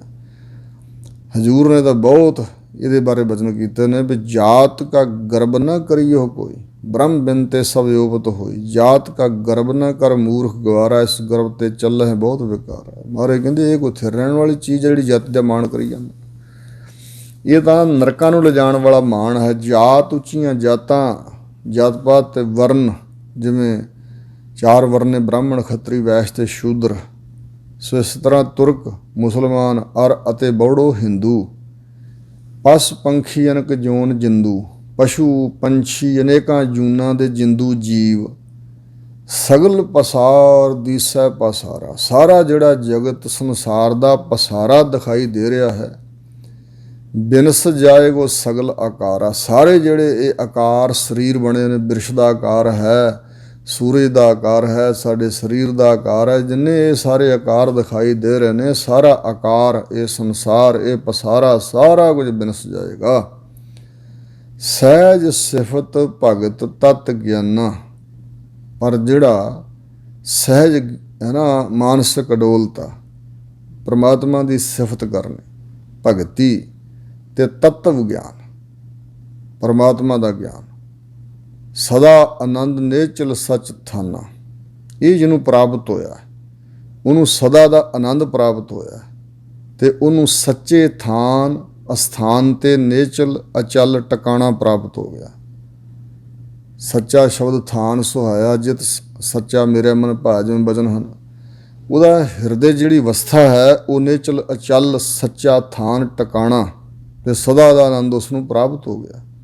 ਤਾਹਾ ਸੰਗਤ ਸਾਧ ਗੁਣ ਰਸੈ, ਉੱਥੇ ਸਾਧੂ ਸਤਿਗੁਰਾਂ ਦੀ ਸੰਗਤ ਵਿੱਚ ਹਮੇਸ਼ਾ ਉਹ ਜੀਵ ਫਿਰ ਵਾਹਿਗੁਰੂ ਦੇ ਗੁਣਾਂ ਨੂੰ ਰਸੈ ਉਚਾਰਨ ਕਰਦਾ ਹੈ, ਗੁਣਾਂ ਦਾ ਰਸ ਮਾਣਦਾ ਹੈ, ਪਰਮਾਤਮਾ ਦੇ ਗੁਣ ਗਾਉਣ ਦਾ ਰਸ। ਅਨਭਉ ਨਗਰ ਤਾਹਾ ਸਦ ਵਸੈ, ਉੱਥੇ ਐਸਾ ਨਗਰ ਦੇ ਸ਼ਹਿਰ ਵਸਦਾ ਸਦਾ ਵਾਸਤੇ। ਉਹ ਜੀਵ ਐਸੇ ਨਗਰ ਵਿੱਚ ਵਸਦਾ ਕਿ ਉੱਥੇ ਕੋਈ ਡਰ ਨਹੀਂ ਹੈ। ਜਿਸ ਅਵਸਥਾ ਨੂੰ ਰਵਿਦਾਸ ਜੀ ਨੇ ਵੀ ਕਿਹਾ ਕਿ ਬੇਗਮਪੁਰਾ ਸ਼ਹਿਰ ਕੋ ਨਾਉ, ਦੁਖ ਅਦੋਹੋ ਨਹੀਂ ਤੇ ਠਾਓ, ਨਾ ਤਸਵੀਸ ਖਿਰਾਜ ਨਾ ਮਾਲ, ਖੋਹ ਨਾ ਖਤਾ ਨਾ ਤਰਸ ਜਵਾ। ਉੱਥੇ ਦੁੱਖ ਨਹੀਂ, ਅੰਦੇਸ਼ਾ ਨਹੀਂ, ਘਬਰਾਹਟ ਨਹੀਂ, ਚਿੰਤਾ ਨਹੀਂ। ਸੋ ਕੋਈ ਐਸਾ ਮਾਲ ਮਤਾ ਨਹੀਂ ਜਿਸ 'ਤੇ ਖਰਾਜ ਟੈਕਸ ਲੱਗਣ ਦਾ ਡਰ ਹੋਵੇ, ਕੋਈ ਖਤਾ ਹੋਣ ਦਾ ਖੌਫ ਡਰ ਨਹੀਂ ਹੈ। ਸੋ ਇਸ ਪ੍ਰਕਾਰ ਸੱਚੇ ਪਾਤਸ਼ਾਹ ਜੀ ਇੱਥੇ ਵੀ ਕਹਿ ਰਹੇ ਨੇ ਕਿ ਉੱਥੇ ਹਮੇਸ਼ਾ ਅਨੁਭਵ ਅਵਸਥਾ ਹੈ, ਕੋਈ ਕਿਸੇ ਤਰ੍ਹਾਂ ਦਾ ਡਰ, ਸੋਗ, ਫਿਕਰ, ਚਿੰਤਾ, ਚੋਰਾ ਕੁਛ ਨਹੀਂ। ਤਹਿ ਭਉ ਭਰਮਾ ਸੋਗ ਨਾ ਉੱਥੇ ਕੋਈ ਭਉ ਡਰ ਹੈ ਕਿਸੇ ਕਿਸਮ ਦਾ, ਨਾ ਕੋਈ ਭਰਮ ਭ੍ਰਾਂਤੀ ਭੁਲੇਖਾ ਹੈ, ਨਾ ਕੋਈ ਸੋਗ ਹੈ, ਨਾ ਚਿੰਤਾ ਹੈ। ਆਵਣ ਜਾਵਣ ਮਿਰਤ ਨਾ ਹੋਤਾ, ਉੱਥੇ ਆਉਣਾ ਜਾਣਾ ਵੀ ਨਹੀਂ। ਉੱਥੇ ਪਹੁੰਚਾ ਜੀਵ ਕਦੇ ਮ੍ਰਿਤੂ ਨਹੀਂ ਹੁੰਦਾ, ਮਰਦਾ ਨਹੀਂ। ਉੱਥੇ ਮਿਰਤ ਮੌਤ ਕਾਲ ਕਦੇ ਨਹੀਂ ਹੁੰਦਾ। ਉਹ ਐਸੀ ਅਵਸਥਾ ਹੈ ਕਿ ਉੱਥੇ ਮੌਤ ਦਾ ਸਹਿਮ ਕੋਈ ਨਹੀਂ ਹੁੰਦਾ। ਤਹਿ ਸਦਾ ਆਨੰਦ ਅਨਹਤ ਆਖਾਰੇ, ਉੱਥੇ ਸਦਾ ਹੀ ਆਨੰਦ ਹੈ ਤੇ ਅਨਹਤ ਹੱਦ ਤੋਂ ਰਹਿਤ। ਮਨ ਉੱਥੇ ਅਖਾੜੇ ਲੱਗੇ ਹੋਏ ਨੇ। ਤਹਿ ਸਦਾ ਆਨੰਦ ਅਨਹਤ ਆਖਾਰੇ, ਪਰਮੇਸ਼ਰ ਦੇ ਅਨਹਦ ਸ਼ਬਦ ਦੇ ਵਾਜੇ ਵਾਜਰੇ ਮਨ ਨੂੰ ਅਖਾੜੇ ਬਣੇ ਹੋਏ ਨੇ। ਅਖਾੜਾ ਲੱਗਦਾ ਨਾ, ਜਿਵੇਂ ਅਖਾੜਾ ਪੇੜ, ਅਖਾੜਾ ਇਕੱਠ ਹੁੰਦਾ, ਉਸੇ ਭਗਤਾਂ ਦਾ ਇਕੱਠ ਹੈ। ਅਨਹਤ ਇੱਕ ਰਸ, ਸਦਾ ਦਾ ਉੱਥੇ ਆਨੰਦ ਹੈ। ਭਗਤ ਵਸੈ ਕੀਰਤਨ ਆਧਾਰੇ, ਉੱਥੇ ਜਿਹੜੇ ਭਗਤ ਉਸ ਅਵਸਥਾ 'ਚ ਵਸਦੇ ਹਨ, ਉਹ ਕੀਰਤਨ ਦਾ ਆਧਾਰ ਆਸਰਾ ਉਹਨਾਂ ਨੂੰ, ਵਾਹਿਗੁਰੂ ਦੇ ਕੀਰਤਨ ਦੇ ਆਸਰੇ ਹੀ ਉਹ ਵਸਦੇ ਪਏ ਨੇ ਉਸ ਅਵਸਥਾ 'ਚ। ਜਿਵੇਂ ਹਜ਼ੂਰ ਨੇ ਕਿਹਾ, ਸੂਖ ਮਹਿਲ ਜਾ ਕੇ ਊਚ ਦੁਆਰੇ, ਤਾ ਮਹਿ ਵਾਸੈ ਭਗਤ ਪਿਆਰੇ। ਸਹਿਜ ਕਥਾ ਪ੍ਰਭ ਕੀ ਅਤ ਮੀਠੀ, ਵਿਰਲੇ ਕਾਹੂ ਨੇਤਰਹੁ ਡੀਠੀ। ਤਹਿ ਅਨੇਕ ਅਖਾਰੇ, ਸੋ ਇਸ ਪ੍ਰਕਾਰ ਤੈ ਅਨਹਤ ਸ਼ਬਦ ਵਜਹ ਆਖਾਰੇ। ਇਤਿਆਦਿ ਗੋਜ ਕਥਾ ਏ ਗੁਰ ਤੇ ਜਾਣੀ, ਨਾਨਕ ਬੋਲੇ ਹਰ ਹਰ ਬਾਣੀ। ਸੋ ਇਸ ਪ੍ਰਕਾਰ ਦੇ ਬਚਨ ਸ੍ਰੀ ਗੁਰੂ ਅਰਜਨ ਦੇਵ ਮਹਾਰਾਜ ਨੇ ਉਚਾਰਨ ਕੀਤੇ ਨੇ। ਹਜ਼ੂਰ ਕਹਿੰਦੇ ਨੇ ਕਿ ਪਾਰ ਬ੍ਰਹਮ ਕਾ ਅੰਤ ਨਾ ਪਾਰ, ਪਾਪਾਂ ਪੁੰਨਾਂ ਤੋਂ ਪਰੇ ਜੋ ਬ੍ਰਹਮ ਹੈ, ਪਰਮਾਤਮਾ ਸ਼ੁੱਧ ਸਰੂਪ, ਉਹਦਾ ਕੋਈ ਅੰਤ ਨਹੀਂ ਹੈ, ਕੋਈ ਪਾਰਲਾ ਬੰਨਾ ਨਹੀਂ ਹੈ। ਕੌਣ ਕਰੈ ਤਾ ਕਾ ਵਿਚਾਰ, ਉਸ ਪਰਮਾਤਮਾ ਬਾਰੇ ਕੌਣ ਹੈ ਜੋ ਵਿਚਾਰ ਕਰ ਸਕੇ ਪੂਰਨ ਰੂਪ ਵਿੱਚ ਕਿ ਪਰਮਾਤਮਾ ਕਿੱਡਾ ਕੁ ਵੱਡਾ। ਕਹੋ ਨਾਨਕ ਜਿਸ ਕਿਰਪਾ ਕਰੈ, ਸਤਿਗੁਰੂ ਅਰਜਨ ਦੇਵ ਮਹਾਰਾਜ ਫਰਮਾਉਂਦੇ ਨੇ, ਭਾਈ ਜਿਸ ਦੇ ਉੱਪਰ ਵਾਹਿਗੁਰੂ ਅਕਾਲ ਪੁਰਖ ਆਪ ਕਿਰਪਾ ਕਰਦਾ ਹੈ, ਨੇਚਲ ਥਾਨ ਸਾਧ ਸੰਗ ਤਰੈ, ਉਹ ਸਾਧ ਸੰਗਤ ਵਸ ਕੇ, ਸਾਧੂ ਸਤਿਗੁਰਾਂ ਦੀ ਸੰਗਤ 'ਚ ਵਸ ਕੇ, ਸਾਧ ਸੰਗਤ ਸਾਧੂ ਜਨਾਂ ਦੀ ਸੰਗਤ 'ਚ ਵਸ ਕੇ ਤਰਦਾ ਸੰਸਾਰ ਸਮੁੰਦਰ ਤੋਂ, ਤੇ ਅਚਲ ਥਾਂ ਅਸਥਾਨ 'ਤੇ ਪਹੁੰਚ ਜਾਂਦਾ। ਆਤਮਿਕ ਟਿਕਾਣਾ ਜਿਹੜਾ ਉਸ ਨੂੰ ਅਚਲ ਅਸਥਾਨ ਪ੍ਰਾਪਤ ਹੁੰਦਾ ਹੈ। ਗੌੜੀ ਮਹੱਲਾ ਪੰਜਵਾ। ਗੌੜੀ ਰਾਗਣੀ ਦੇ ਅੰਦਰ ਗੁਰਦੇਵ ਪੰਚਮ ਪਾਤਸ਼ਾਹ ਸਤਿਗੁਰੂ ਅਰਜਨ ਦੇਵ ਜੀ ਬਚਨ ਫਰਮਾਉਂਦੇ ਨੇ, ਜੋ ਇਸ ਮਾਰੇ ਸੋਈ ਸੂਰਾ। ਹੁਣ ਇਸ ਮਾਰੇ, ਕਿਉਂਕਿ ਸਾਰਾ ਸ਼ਬਦ ਜੇ ਪੜ੍ਹਾਂਗੇ ਪਤਾ ਲੱਗੇਗਾ ਕਿ ਸਤਿਗੁਰੂ ਇਸ ਕਿਸ ਨੂੰ ਕਹਿ ਰਹੇ ਨੇ। ਇਸ ਸ਼ਬਦ ਕਿਸ ਵਾਸਤੇ ਵਰਤ ਰਹੇ ਨੇ? ਦੁਬਿਧਾ ਵਾਸਤੇ। ਜੋ ਇਸ ਦੁਬਿਧਾ ਨੂੰ, ਜਿਹੜੀ ਅੰਦਰਲਾ ਦੁਚਿੱਤਾਪਣ ਹੈ, ਜੋ ਮੇਰ ਤੇਰ ਹੈ, ਇੱਕ ਨੂੰ ਆਪਣਾ ਇੱਕ ਨੂੰ ਬੇਗਾਨਾ ਸਮਝਣਾ, ਜਿਹੜਾ ਇਹਨੂੰ ਮਾਰ ਲਵੇ ਉਹ ਹੀ ਅਸਲ ਸੂਰਮਾ ਬਲੀ ਯੋਧਾ ਹੈ। ਜੋ ਇਸ ਮਾਰੇ ਸੋਈ ਪੂਰਾ, ਜੋ ਇਸ ਦੁਬਿਧਾ ਨੂੰ ਮਾਰ ਲੈਂਦਾ ਹੈ, ਮੇਰ ਤੇਰ ਨੂੰ ਮਾਰ ਲੈਂਦਾ, ਉਹੀ ਪੂਰਨ ਮਹਾਤਮਾ ਹੈ, ਪੂਰਾ ਮਨੁੱਖ ਹੈ। ਜੋ ਇਸ ਮਾਰੇ ਤਿਸਹਿ ਵਡਿਆਈ, ਜਿਹੜਾ ਇਸ ਦੁਬਿਧਾ ਨੂੰ ਅੰਦਰੋਂ ਮਾਰ ਲੈਂਦਾ, ਉਸ ਨੂੰ ਅਸਲ ਇੱਜ਼ਤ ਵਡਿਆਈ ਪ੍ਰਾਪਤ ਹੁੰਦੀ ਹੈ। ਉਹੀ ਵੱਡਾ, ਉਹਨੂੰ ਵੱਡਾ ਕਹਿਣਾ ਚਾਹੀਦਾ, ਉਹ ਵੀ ਵਡਿਆਈ ਦਾ ਪਾਤਰ ਹੈ। ਜੋ ਇਸ ਮਾਰੇ ਤਿਸਕਾ ਦੁੱਖ ਜਾਈ, ਜਿਹੜਾ ਇਸ ਦੁਬਿਧਾ ਮੇਰ ਤੇਰ ਨੂੰ ਮਾਰ ਲਵੇ, ਉਸ ਦਾ ਹੀ ਸਾਰਾ ਦੁੱਖ, ਜੰਮਣ ਮਰਨ ਦਾ, ਪ੍ਰਮਾਤਮਾ ਤੋਂ ਵਿਛੋੜੇ ਦਾ, ਇਹ ਸਾਰਾ ਚਲਿਆ ਜਾਂਦਾ। ਐਸਾ ਕੋਈ ਜੇ ਦੁਬਿਧਾ ਮਾਰ ਗਵਾਵੇ। ਰਹਾਉ ਦੀਆਂ ਪੰਕਤੀਆਂ 'ਚ ਹਜ਼ੂਰ ਕਹਿ ਰਹੇ ਨੇ, ਐਸਾ ਕੋਈ ਹੋਵੇ ਜਿਹੜਾ ਦੁਬਿਧਾ ਨੂੰ ਮਾਰ ਕੇ ਗਵਾ ਦੇ, ਅੰਦਰੋਂ ਖਤਮ ਕਰਕੇ ਗਵਾ ਦੇ, ਭਜਾ ਦੇ, ਦੂਰ ਕਰ ਦੇ। ਇਸੇ ਮਾਰ ਰਾਜ ਯੋਗ ਕਮਾਵੇ। ਇਸ ਦੁਬਿਧਾ ਮੇਰ ਤੇਰ ਨੂੰ ਮਾਰ ਕੇ ਫਿਰ ਉਹ ਸੰਸਾਰ ਦੇ ਵਿੱਚ ਸੁਖ, ਸਰੀਰਕ ਰਾਜ, ਗ੍ਰਸਤ ਅਤੇ ਗ੍ਰਸਤ ਵਿੱਚ ਰਹਿੰਦਾ ਜੋਗ, ਪਰਮੇਸ਼ਰ ਵਿੱਚ ਜੁੜਨਾ, ਇਹ ਅਵਸਥਾ ਨੂੰ ਕਮਾਉਂਦਾ ਹੈ। ਇਹ ਦੁਬਿਧਾ ਹੀ ਹੈ ਜੋ ਇੱਥੋਂ ਤੱਕ ਨਹੀਂ ਪਹੁੰਚਣ ਦਿੰਦੀ। ਸੋ ਇਸ ਪ੍ਰਕਾਰ ਫਿਰ ਰਾਜਾ ਜੋਗੀ ਬਣ ਜਾਂਦਾ। ਗੁਰਸਿੱਖ ਜੋਗੀ ਜਾਗਦੇ, ਮਾਇਆ ਅੰਦਰ ਕਰਨ ਉਦਾਸੀ, ਇਹ ਹੈ ਰਾਜ ਜੋਗ।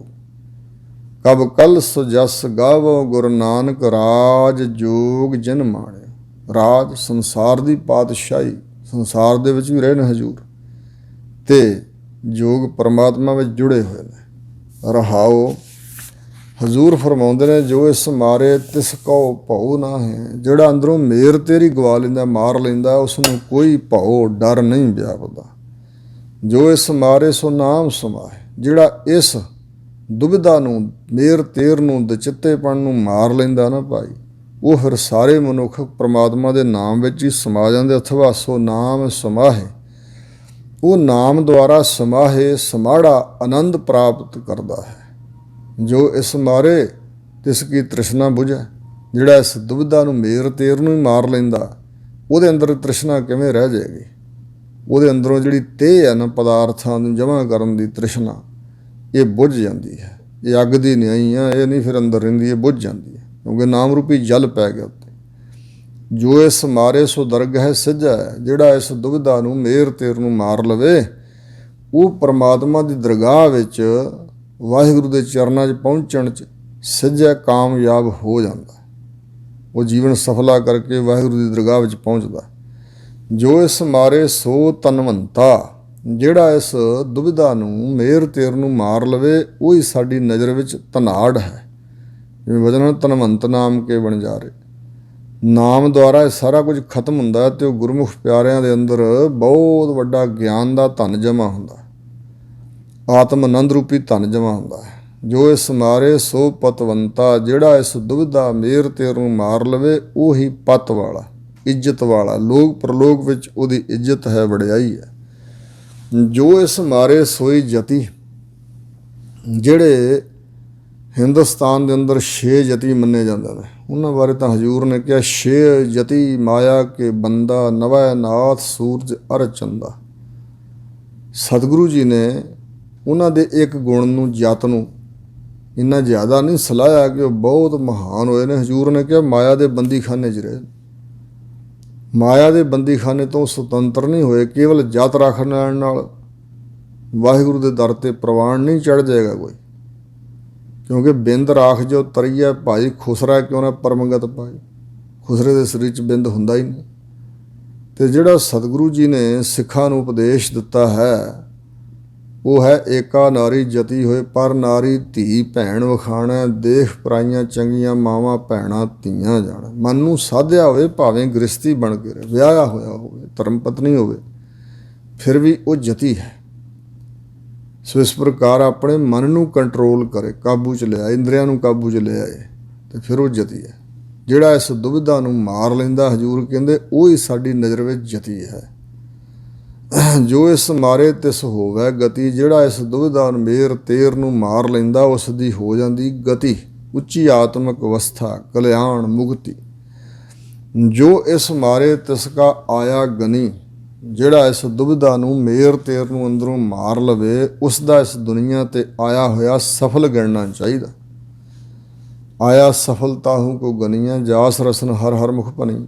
ਜੋ ਇਸ ਮਾਰੇ ਸੋਨੇ ਚਲਤਨੇ, ਜਿਹੜਾ ਇਸ ਦੁਬਿਧਾ ਮੇਰ ਤੇਰ ਨੂੰ ਮਾਰ ਲਵੇ ਉਹ ਅਚਲ ਹੋ ਕੇ ਧਨੀ, ਸ਼ਾਹੂਕਾਰ ਧਨਾੜ ਹੈ, ਅਚਲ ਧਨਾੜ ਭਾਈ। ਉਹ ਸਦਾ ਵਾਸਤੇ ਧਨੀ ਹੈ, ਸਦਾ ਵਾਸਤੇ ਵੱਡੇ ਧਨ ਦਾ ਮਾਲਕ ਹੈ।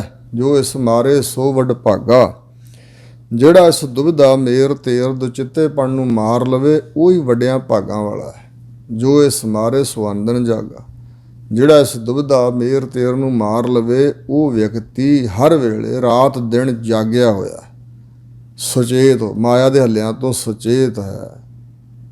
ਮਨ ਉਹਦਾ ਜਾਗਿਆ ਹੋਇਆ ਹੈ, ਸੁੱਤਾ ਹੋਇਆ ਨਹੀਂ। ਸੰਸਾਰ ਦੇ ਅਸੀਂ ਜੀਵ ਸਾਰੇ ਭਾਵੇਂ ਪ੍ਰਤੱਖ ਜਾਗਦੇ ਤੁਰੇ ਫਿਰੀਏ, ਪਰ ਮਨ ਸਾਡੇ ਸੁੱਤੇ ਹੋਏ ਨੇ, ਕਿਉਂਕਿ ਸੰਸਾਰ 'ਚ ਮਨ ਗਲਤਾਨ ਹੈ। ਅਤੇ ਉਹ ਗੁਰਮੁਖ ਪਿਆਰਾ ਭਾਵੇਂ ਸੁੱਤਾ ਵੀ ਹੈ ਤਾਂ ਵੀ ਜਾਗਦਾ ਹੀ ਹੈ। ਸੋ ਇਸ ਪ੍ਰਕਾਰ ਉਹ ਰਾਤ ਦਿਨੇ ਜਾਗਿਆ ਹੋਇਆ।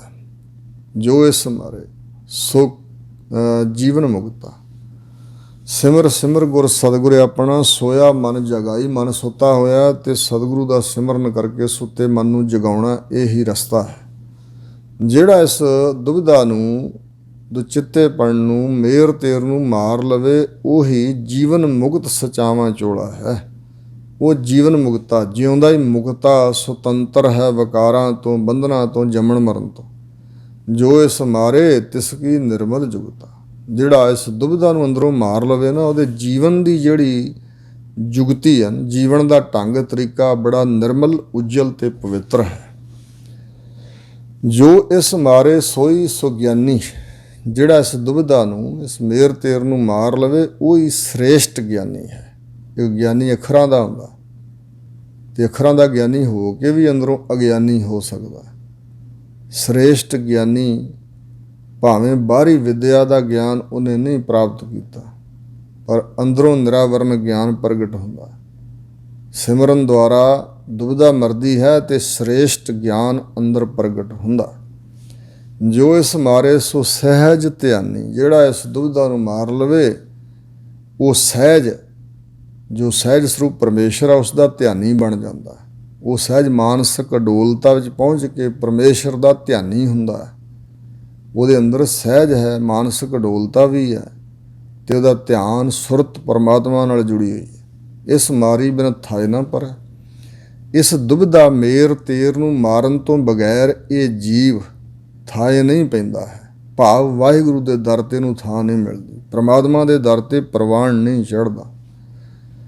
ਕੋਟ ਕਰਮ ਜਾਪ ਤਬ ਕਰ, ਇਸ ਦੁਬਿਧਾ ਨੂੰ ਮਾਰਨ ਤੋਂ ਬਗੈਰ ਭਾਵੇਂ ਕਰੋੜਾਂ ਕਰਮ ਕਰੇ, ਵਿਖਾਵੇ ਦੇ ਧਾਰਮਿਕ ਕਰਮ, ਪੁੰਨ ਕਰੇ, ਦਾਨ ਕਰੇ, ਕੁਛ ਵੀ ਕਰੇ, ਤੇ ਹੋਰ ਮੰਤਰਾਂ ਦਾ ਜਾਪ ਵੀ ਕਰੇ, ਤਪੱਸਿਆ ਵੀ ਕਰ ਲਵੇ, ਸਰੀਰ ਨੂੰ ਬੜਾ ਤਪਾਵੇ।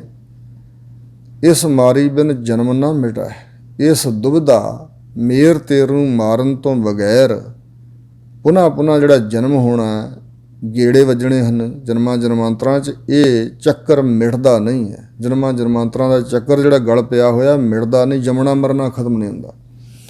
ਇਸ ਮਾਰੀ ਬਿਨ ਜਮ ਤੇ ਨਹੀਂ ਛੁੱਟਾ, ਇਸ ਦੁਬਿਧਾ ਮੇਰ ਤੇਰ ਨੂੰ ਮਾਰਨ ਤੋਂ ਬਗੈਰ ਕੋਈ ਜੀਵ ਜਮਾਂ ਦੀ ਫਾਹੀ ਤੋਂ ਛੁੱਟ ਨਹੀਂ ਸਕਦਾ, ਜਮਾਂ ਦੇ ਵੱਸ ਪਵੇਗਾ ਹੀ। ਇਸ ਮਾਰੀ ਬਿਨ ਗਿਆਨ ਨਾ ਹੋਈ, ਇਸ ਦੁਬਿਧਾ ਨੂੰ ਮਾਰਨ ਤੋਂ ਬਗੈਰ, ਇਸ ਨੂੰ ਮੇਟਣ ਤੋਂ ਬਗੈਰ ਆਤਮ ਗਿਆਨ ਦੀ ਪ੍ਰਾਪਤੀ ਨਹੀਂ ਹੋ ਸਕਦੀ। ਇਸ ਮਾਰੀ ਬਿਨ ਝੂਠ ਨਾ ਧੋਈ, ਇਸ ਦੁਬਿਧਾ ਦੇ ਮਾਰੇ ਜਾਣ ਤੋਂ ਬਗੈਰ ਜੀਵ ਦੇ ਅੰਦਰੋਂ ਜਿਹੜੀ ਵਿਕਾਰਾਂ ਦੀ ਪਾਪਾਂ ਦੀ ਮੈਲ ਹੈ ਉਹ ਝੂਠ ਧੁੱਪਦੀ ਨਹੀਂ ਹੈ। ਇਸ ਮਾਰੀ ਬਿਨ ਸਭ ਕੁਛ ਮੈਲ ਆ, ਜਿਵੇਂ ਹਜ਼ੂਰ ਨੇ ਕਿਹਾ ਨਾ, ਮਨ ਮੈਲ ਹੈ ਸਭ ਕੁਛ ਮੈਲ ਆ, ਤਨ ਧੋਤਾ ਮਨ ਹੱਛਾ ਨਾ ਹੋਏ। ਤੇ ਮਨ ਨੂੰ ਮੈਲ ਜੇ ਲੱਗੀ ਹੋਈ ਹੈ ਤੇ ਇਸ ਦੇ ਮਾਰਨ ਤੋਂ ਬਗੈਰ ਸਭ ਕੁਛ ਮੈਲਾ ਹੀ ਮੈਲਾ ਹੈ। ਇਸ ਮਾਰੀ ਬਿਨ ਸਭ ਕੁਛ ਜੌਲਾ, ਉਸ ਮਨੁੱਖ ਦੀ ਵੇਖਣੀ ਚਾਕਣੀ, ਉਹਦਾ ਸੁਣਨਾ, ਉਹਦਾ ਬੋਲਣਾ, ਉਹਦਾ ਕਰਮ ਕਮਾਉਣਾ, ਜਾਣਾ ਫਿਰਨਾ ਤੁਰਨਾ, ਸਾਰੇ ਕਰਮ ਮੈਲੇ। ਇਸ ਮਾਰੀ ਬਿਨ ਸਭ ਕੁਛ ਜੌਲਾ, ਜੌਲਾ ਦਾ ਅਰਥ ਹੈ ਵਿੱਥ ਪਾਉਣ ਵਾਲਾ, ਦੂਜਾ ਹੀ ਹੈ ਸਭ ਕੁਛ। ਇਸ ਦੁਬਿਧਾ ਨੂੰ ਮਾਰਨ ਤੋਂ ਬਗੈਰ ਭਗਤੀ ਨਹੀਂ ਹੈ, ਭਗਤੀ ਸਫਲੀ ਨਹੀਂ, ਸਭ ਕੁਝ ਜੌਲਾ ਸੰਸਾਰ ਹੀ ਵੱਖਰਾ ਦੂਜਾ ਹੀ ਰੂਪ ਹੈ। ਤੇ ਜੌਲਾ ਦਾ ਅਰਥ ਹੈ ਪ੍ਰਮਾਤਮਾ ਤੋਂ ਵਿੱਥ ਪਾਉਣ ਵਾਲਾ ਹੀ ਹੈ ਸਾਰਾ ਕੁਛ ਕਰਮ ਜਿਹੜਾ ਹੈ। ਜਾ ਕੋ ਭਈ ਕਿਰਪਾਲ ਕਿਰਪਾ ਨਿਧ, ਕਿਰਪਾਲੂ ਜੋ ਵਾਹਿਗੁਰੂ ਹੈ, ਜਿਸ ਦੇ ਉੱਪਰ ਵਾਹਿਗੁਰੂ ਜੀ ਕਿਰਪਾਲੂ, ਕਿਰਪਾ ਦੇ ਨਿਧ ਖਜ਼ਾਨੇ ਜੋ ਹਨ ਕਿਰਪਾਲੂ ਹੋਏ, ਦਇਆ ਦ੍ਰਿਸ਼ਟੀ ਕੀਤੀ ਜਿਸ ਦੇ ਉੱਪਰ, ਤਿਸ ਭਈ ਖਲਾਸੀ ਹੋਈ ਸਗਲ ਸਿੱਧ। ਉਸ ਦੀ ਖਲਾਸੀ, ਸੁਤੰਤਰਤਾ, ਆਜ਼ਾਦੀ, ਮੁਕਤੀ, ਛੁਟਕਾਰਾ ਹੋਇਆ ਤੇ ਹੋਈ ਹੈ ਸਗਲ ਸਿੱਧ, ਸਿੱਧ ਕਾਮਯਾਬੀ, ਉਹਦੀ ਸਾਰੀ ਤਰ੍ਹਾਂ ਦੀ ਕਾਮਯਾਬੀ ਸਫਲਤਾ ਨੂੰ ਪ੍ਰਾਪਤ ਹੋਈ। ਗੁਰ ਦੁਬਿਧਾ ਜਾ ਕੀ ਹੈ ਮਾਰੀ, ਇਹ ਸਤਿਗੁਰੂ ਮਹਾਰਾਜ ਜੀ ਬਖਸ਼ਿਸ਼ ਕਰਨ ਤਾਂ ਐਸਾ ਹੋ ਸਕਦਾ ਹੈ ਜਿਸ ਦੇ ਹਿਰਦੇ ਚੋਂ ਜਿਹਦੀ ਦੁਬਿਧਾ ਗੁਰੂ ਮਹਾਰਾਜ ਜੀ ਨੇ ਮਾਰ ਦਿੱਤੀ ਹੈ। ਕਹੋ ਨਾਨਕ ਸੋ ਬ੍ਰਹਮ ਵਿਚਾਰੀ, ਸਤਿਗੁਰੂ ਅਰਜਨ ਦੇਵ ਮਹਾਰਾਜ ਫਰਮਾਉਂਦੇ ਨੇ ਕਿ ਉਹੀ ਵਿਅਕਤੀ ਬ੍ਰਹਮ ਪਰਮਾਤਮਾ ਦਾ ਵਿਚਾਰਵਾਨ ਹੈ, ਪਰਮਾਤਮਾ ਦੀ ਵਿਚਾਰ ਕਰਨ ਵਾਲਾ। ਆਪਣੇ ਉਹਦੇ ਹਿਰਦੇ ਅੰਦਰ ਹਮੇਸ਼ਾ ਬ੍ਰਹਮ ਦੀ ਹੀ ਵਿਚਾਰ ਚੱਲਦੀ ਹੈ। ਉਹ ਸੰਸਾਰ ਨੂੰ ਨਿਸ਼ਚੈ ਨਹੀਂ ਕਰਦਾ, ਸੰਸਾਰ ਦੀ ਵਿਚਾਰ ਨਹੀਂ ਉਹਦੇ ਹਿਰਦੇ ਅੰਦਰ, ਉਹਦੇ ਅੰਦਰ ਬ੍ਰਹਮ ਦੀ ਵਿਚਾਰ ਹੈ। ਗੌੜੀ ਮਹੱਲਾ ਪੰਜਵਾਂ। ਗੌੜੀ ਰਾਗਣੀ ਅੰਦਰ ਗੁਰਦੇਵ ਪੰਚਮ ਪਾਤਸ਼ਾਹ ਮਹਾਰਾਜ ਅਗਲਾ ਸ਼ਬਦ ਉਚਾਰਦੇ ਹਨ, ਹਰਿ ਸਿਉ ਜੁਰੈ ਤਾਂ ਸਭ ਕੋ ਮੀਤ। ਜਿਹੜਾ ਭਾਈ ਹਰੀ ਅਕਾਲ ਪੁਰਖ ਦੇ ਨਾਲ ਜੁੜ ਜਾਂਦਾ, ਜਦੋਂ ਜੁੜ ਜਾਂਦਾ ਹੈ ਤੇ ਉਹਦੇ ਵਾਸਤੇ ਸਭ ਕੋਈ ਮਿੱਤਰ ਹੀ ਮਿੱਤਰ ਹੈ। ਜਿਵੇਂ ਬਚਨ ਹਨ ਕਿ ਬਿਸਰ ਗਈ ਸਭ ਤਾਤ ਪਰਾਈ, ਜਬ ਤੇ ਸਾਧ ਸੰਗਤ ਮੋਹਿ ਪਾਈ, ਨਾ ਕੋ ਬੈਰੀ ਨਹੀਂ ਬੇਗਾਨਾ, ਸਗਲ ਸੰਗ ਹਮਕੋ ਬਨ ਆਈ। ਇਸ ਪ੍ਰਕਾਰ सब कोई मित्र ही है, सब को मीत हमें आपन कीना, हम सबना के साजन, दूर परायो मन का बिरहा, ता मेल कियो मेरा राजन। हरसों जुरै तने चलचीत, ਜਿਹੜਾ ਮਨ ਕਰਕੇ ਹਰੀ ਅਕਾਲ ਪੁਰਖ ਦੇ ਨਾਲ ਜੁੜਦਾ ਹੈ ਨਾ, ਜੇ ਜੁੜ ਜਾਂਦਾ ਤੇ ਉਹਦੀ ਅਵਸਥਾ ਇਹ ਹੈ ਕਿ ਉਹਦਾ ਚਿੱਤ ਹਮੇਸ਼ਾ ਨਿਹਚਲ ਅਚਲ ਰਹਿੰਦਾ ਹੈ।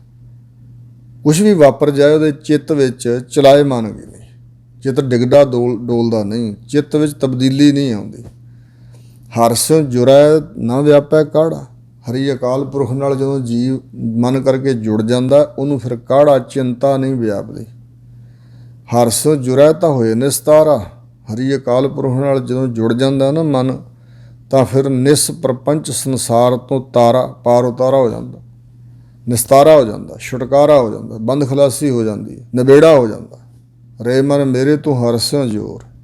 ਇਸ ਕਰਕੇ ਹਜ਼ੂਰ ਫਰਮਾਉਂਦੇ ਨੇ, ਭਾਈ ਆਪਣੇ ਮਨ ਨੂੰ ਉਪਦੇਸ਼ ਦਿਓ ਕਿ ਹੇ ਮੇਰੇ ਮਨਾ, ਤੂੰ ਆਪਣੇ ਆਪ ਨੂੰ, ਆਪਣੀ ਬਿਰਤੀ ਨੂੰ, ਆਪਣੀ ਸੁਰਤ ਨੂੰ ਹਰੀ ਅਕਾਲ ਪੁਰਖ ਦੇ ਨਾਲ ਜੋੜ।